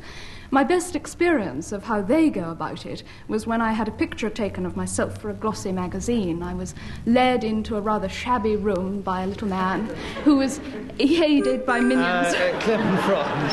Hesitation. Yes, we'll never know what happened in that shabby room. What a Clement Freud, baby, you've saved Geraldine some embarrassment. There are 27 seconds for you. Taking photographs, starting now. Taking photographs is one of the instant ways into the aristocracy. Many men who have done this have ended up in Buckingham Palace, no less, and some of them in Westminster Palace, no more. I should like to say that I myself have only a cursory... Kenneth Williams, you're challenged. Well, not any hesitation, but I myself. Well, all right, 1 will do, Kenneth. Hesitation was quite sufficient. Kenneth, there are 9 seconds for you. Taking photographs, starting now. Taking photographs is very interesting and delightful pastime. I frequently do it when I'm on holiday, and the great thing Clement to remember... Freud, why are you challenged? I frequently do when I'm on holiday. Yeah, but he challenged you not for he challenged you on hesitation, and that's why I've challenged him for repetition. And there's nobody challenged you on the eyes. I must give the benefit of the doubt in this case to Kenneth, who has another point, 2 seconds for taking photographs, starting now. The great thing to remember is that you must have a good light. Oh, I must be in the lead now. I must be in the lead, eh? No, you're still in a definite 3rd place, Kenneth. But you have caught up on the 2 leaders. Kenneth, hypnotism. That's an exciting subject for you, Kenneth. Will you talk on that now for 60 seconds, starting now? Well, hypnotism, as I understand it, is controlling a person by looking at them and making certain movements with the hands or the eyes, and thus getting them to go under your power, become under your spell, so to speak, you see. Geraldine Jones, you challenge. Hesitation. Hesitation? I call it a full stop. I didn't hesitate, I was laughing. I just remember the last time I was put under somebody's power. Well, I'm glad you've lost the subject in that case, because we would like to move on at this point. Kenneth? Yes, we better move on. If Kenneth can constrain himself for a second, I'll ask Geraldine Jones to continue with the subject of hypnotism for the next 43 seconds, starting now. Kenneth Williams is probably the only person in the world who can practice hypnotism on himself and so render himself speechless in giggles. Normally, however, it's done by rather evil people who like the idea of getting other people completely in their power. And once... Clement Freud, why do you challenge? Deviation. Why? Because it's a medical science, not practice. Yes, it is not necessarily evil. There might be evil people who practice it. Is not generally evil. Clement, you have 29 seconds for hypnotism, starting now. A lot of doctors who practice hypnotism are absolutely rotten doctors. I think I ought to make that quite clear. But the thing to do is to get a man or woman under your power by waving in front of him a bright object, a watch, even a tassel, possibly... Derek Newman, you challenge. Why? Well, he hesitated on his tassel. He did indeed. How else can you hypnotize people? It's no good flashing a tassel. I think it was a very good place to hesitate. So Derek Nimmo has a point. He has 12 seconds for hypnotism, starting now. Hypnotism is an art which I quite frequently practice in my little small parlour. I get a little fellow in there, I say, come sit down here, chap, and I switch off the light. Fix up the music. Yes. I'm afraid once you got in your parlour, you did hesitate, Derek. There are 4 seconds for you, Kenneth, on hypnotism, starting now. This is done entirely... Clement Freud, you challenge. Hesitation. No, Kenneth Williams has another point. He has 3 seconds for hypnotism, starting now. This is the will pervading... Derek Nemo, why do you challenge? He said he said it twice, you see. He said it once before he was challenged and just after he was challenged. Yes, but once he again. starts again, he can say a little word like this another time. Kenneth has another point. He has 2 seconds for hypnotism, starting now. The domination of the will through the eyes.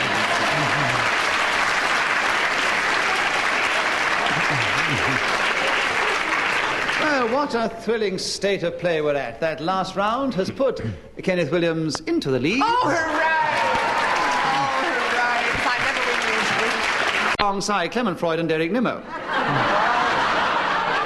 That's why the situation is so exciting, Kenneth. So you'll have to keep your wits about you and see how we go from here. Clement Freud is going to begin the next round.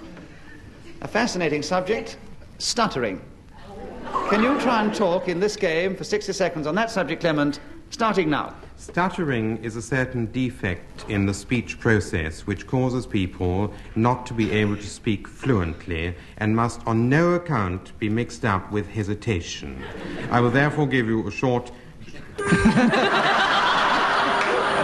Kenneth Williams, you challenge. Oh, yes, hesitation. Yes. I thought he was going to say give you a short demonstration. I mean, almost he'd have got away with it.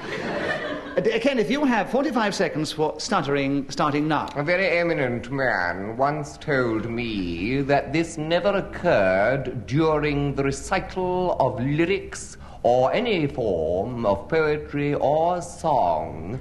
And he moreover added that during a conversation with animals, one would... Clement Freud, why do you challenge? It's so dull. Just because he's losing, you see. Oh, isn't it rotten? Can't take it, you see. Dull is not a game, a point at which you can challenge in this game, so I must automatically give it... Thank you. I'm not a ducky, Kenneth Williams. Well, I mean, Daniel, come to judgment. Good for you, love, yes. Ducky Daniel, rest. Kenneth, you have another point. You have 25 seconds for stuttering, starting now. Those were a couple of instances I've just given you where stuttering does not occur, because you see the reason for this in the first place is fundamentally, of course, nervousness. And if one is nervous, one will... Derek Nimmo, you challenged. Double nervous. Double nervous. Derek, you have another point. You have 10 seconds for the subject of stuttering, starting now. It's something which I've been afflicted with all my life. More recently, however, I've been able to find that by stuttering I can pick up... Kenneth Williams, why do you challenge? Well, no, actually, he was stuttering, and that is the subject, so I must, on this particular occasion, give it to Derek.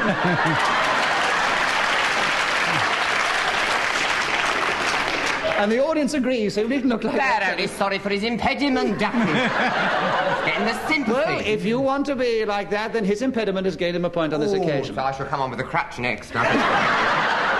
Please keep your crutch out of this, Kenneth Williams, and we will get on with the game. Derek Nimmo. You've already taken your shoes off. That is quite enough to interest the audience. 4.5 seconds for stuttering, Derek, starting now. It's very interesting when you come through a door, instead of just saying hello, and if you say the six.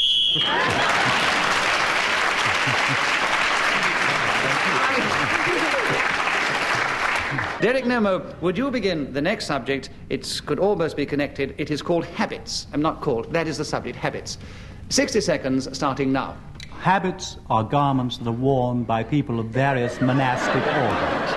The Carthusians, the Salesians, the Franciscans, the Benedictines, the Dominicans, and so on. They tend to wear these medieval clothes, but not only men wear them, ladies wear them too. If a woman goes out riding, she wears a habit. Also, you have good ones and bad ones. A bad habit of mine, for instance, is to come along here one day a week and try to speak for 1 minute without hesitation and repetition and deviation on some unlikely subject that would be given to me. Clement Freud, why have you challenged? It's repetition of the opening announcement. Brilliant. Well, that, I think, is a very clever challenge that entirely deserves a point, Clement. Don't you agree, ladies and gentlemen? Well, shut your mouth. An absolute disgrace. Clement has a point. He has 20 seconds for habits, starting now. One of my unfortunate habits is stuttering, which I was going to tell you about a little. Derek Nimmo, why do you challenge? Repetition of stuttering. By your definition.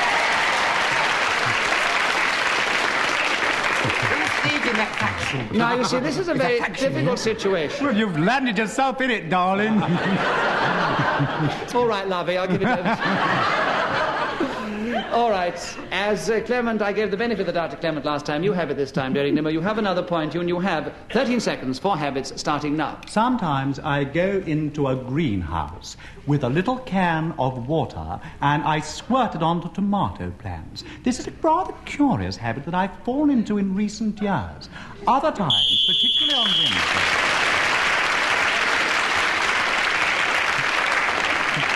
Well, once again, Derek Nimmo was speaking when the whistle went, which gives him that bonus point, and gives him now a lead of 4 over Clement Freud and Kenneth Williams, who are equal in second place.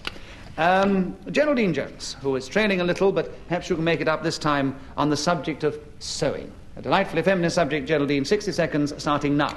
Sewing is something I was forced to do for 2 very miserable years at school. I never in my life managed to finish a garment. I began a great number. Usually after a few weeks I'd take them home and thrust them upon my mother and say, please will you finish it for me? And as my mother is quite an accomplished seamstress, she found it almost impossible to do so because I'd made such an incredible mess of the thing in cutting it out all zigzag and awkward and sewing it up very uneven. The sewing mistress... Derek, no, your challenge. Hesitation. Derek, there are 33 seconds for the subject of sewing, which we'd like you to talk about starting now. There's nothing I enjoy doing more than sewing, particularly on a warm summer's afternoon, to go out into Hyde or even Green Park with my little sampler, my needle, and my little bit of cotton, and I thread it very delicately, and I put it into the piece of material, and I weave patterns of such beauty that you would be amazed. I have sewn pictures of garlands of flowers. Geraldine Jones, why do you challenge? Deviation. This is embroidery, not sewing. I think that's a very clever challenge. Derek. Derek. Oh, she's clever. You have 6 seconds, you have another point, and the subject is sewing starting now. Sewing is, of course, an enormously useful thing to be able to do, and this is partly why I always avoid doing it, because... Derek Nimmo. I thought I heard a bijou hesitation. Yes, I thought you were extremely unchivalrous to challenge. Yes, most ungallant, isn't it? But you have 2 seconds for sewing starting now. So when I run into an aerodrome... So once again in that round, Derek has taken more points than anybody else, giving him an even bigger lead. Kenneth Williams, will you begin the next round for us? The subject is the rush hour. You seem all ready for it, so would you begin starting now? I have had personal experience of the rush hour, and I'm here to tell you it's not funny. You get shoved up against people, they get shoved up against you. The B.O. is a... And moreover, in a spell like we're having recently, which is, you must admit, comparatively mild for the time of the year, yet the heating's all left on, just as if it was really freezing, then, of course, the smells are even more obvious. And I stand there and I find it appalling. Of course, I try to walk instead, but this often isn't convenient, you know. Often we have to take public transport, now don't we? You'll agree about that. You take it yourself, I Clement, why have you challenged? Deviation. Why? Well, he's talking to you instead of talking about... Kenneth Williams can talk to whoever he wishes as long as he keeps to the point. So Kenneth has another point, and he has 17 seconds for the rush hour starting now. And, of course, down the tubes they rush in their minutes like a load of ants, and it's quite incredible how politeness goes to the wind. I've stood in a cigarette queue. I mean, a ticket queue. I didn't mean cigarette queue. And this woman in front of me said she wanted to go to Bosca di San Giovanni, and I said, you can't go there, dear. Clement has challenged you. Yes, there was absolutely everything, I think. But it was quite good. I should do that again. Lovely, yes. It was quite good. They were liking it. I wish we could ask you to finish, but I'm afraid you were guilty of a lot of crimes in this particular game, Kenneth. So Clement Freud has another point, and he has 3 seconds for rush hour starting now. It happens between 8 and... Kenneth Williams... Hesitation. No. He didn't come in when you said from now. He did indeed. No, Derek Nimmo, you'll bear me out there. He didn't come in, did he? No, he didn't. Stop bringing other people... There's a definite faction in this audience egging you on. Yes, it is There's a faction you. here egging you on. You are egging me on, and I'm not going to be budged. Clement Freud has another point, and he has 2 seconds now for rush hour starting now. And at 6 o'clock at night, there's a lot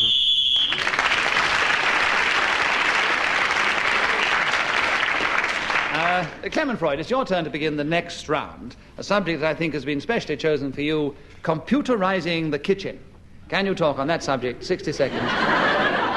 You cannot refuse the subject, I'm afraid, so don't shake your head. You can start talking now. Computerizing the kitchen is what some people call getting the saucepans in one end of the kitchen and the frying pans in the other. This is not, strictly speaking, what is meant by the subject. The idea of having a computer is to cut out the work that a housewife does by planning operations in such a way as to economize on time generally spent therein. And a computer set to cook breakfast, lunch... Kenneth Williams, why do you chant? We've had to work computer several times. And moreover, the whole thing's very dull.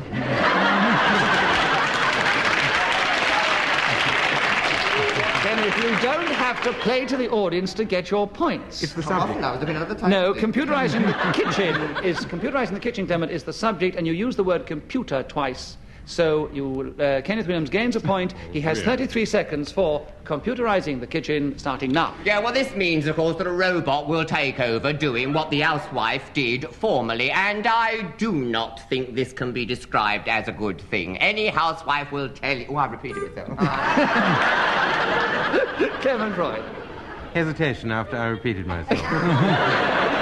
All right, you're being extra clever, Clement. On the same basis of the housewife, you have the subject back for 22 seconds for computerizing the kitchen, starting now. Having cut out a card which is fed into this machine which is used to computerize the kitchen, you arrange to get breakfast, lunch, tea and dinner served to the family at regular intervals, fried crisply, boiled softly, garnished as you want it to be, and served by a number of people at exactly the right... Oh, do blow your... Whistle! Well, as Clement Freud was speaking when the whistle went, then he gains another point. And the result, because that, I'm afraid, is the last round in this particular game, is reading it backwards. It's a very difficult job, but I always have to read the time backwards, so I'm getting used to it. Geraldine Jones was in 4th place this week. Clement Freud and Kenneth Williams were a very definite equal in 2nd place. And our winner this week by just 3 points was Derek Nimmo. Good old Derek! Hooray!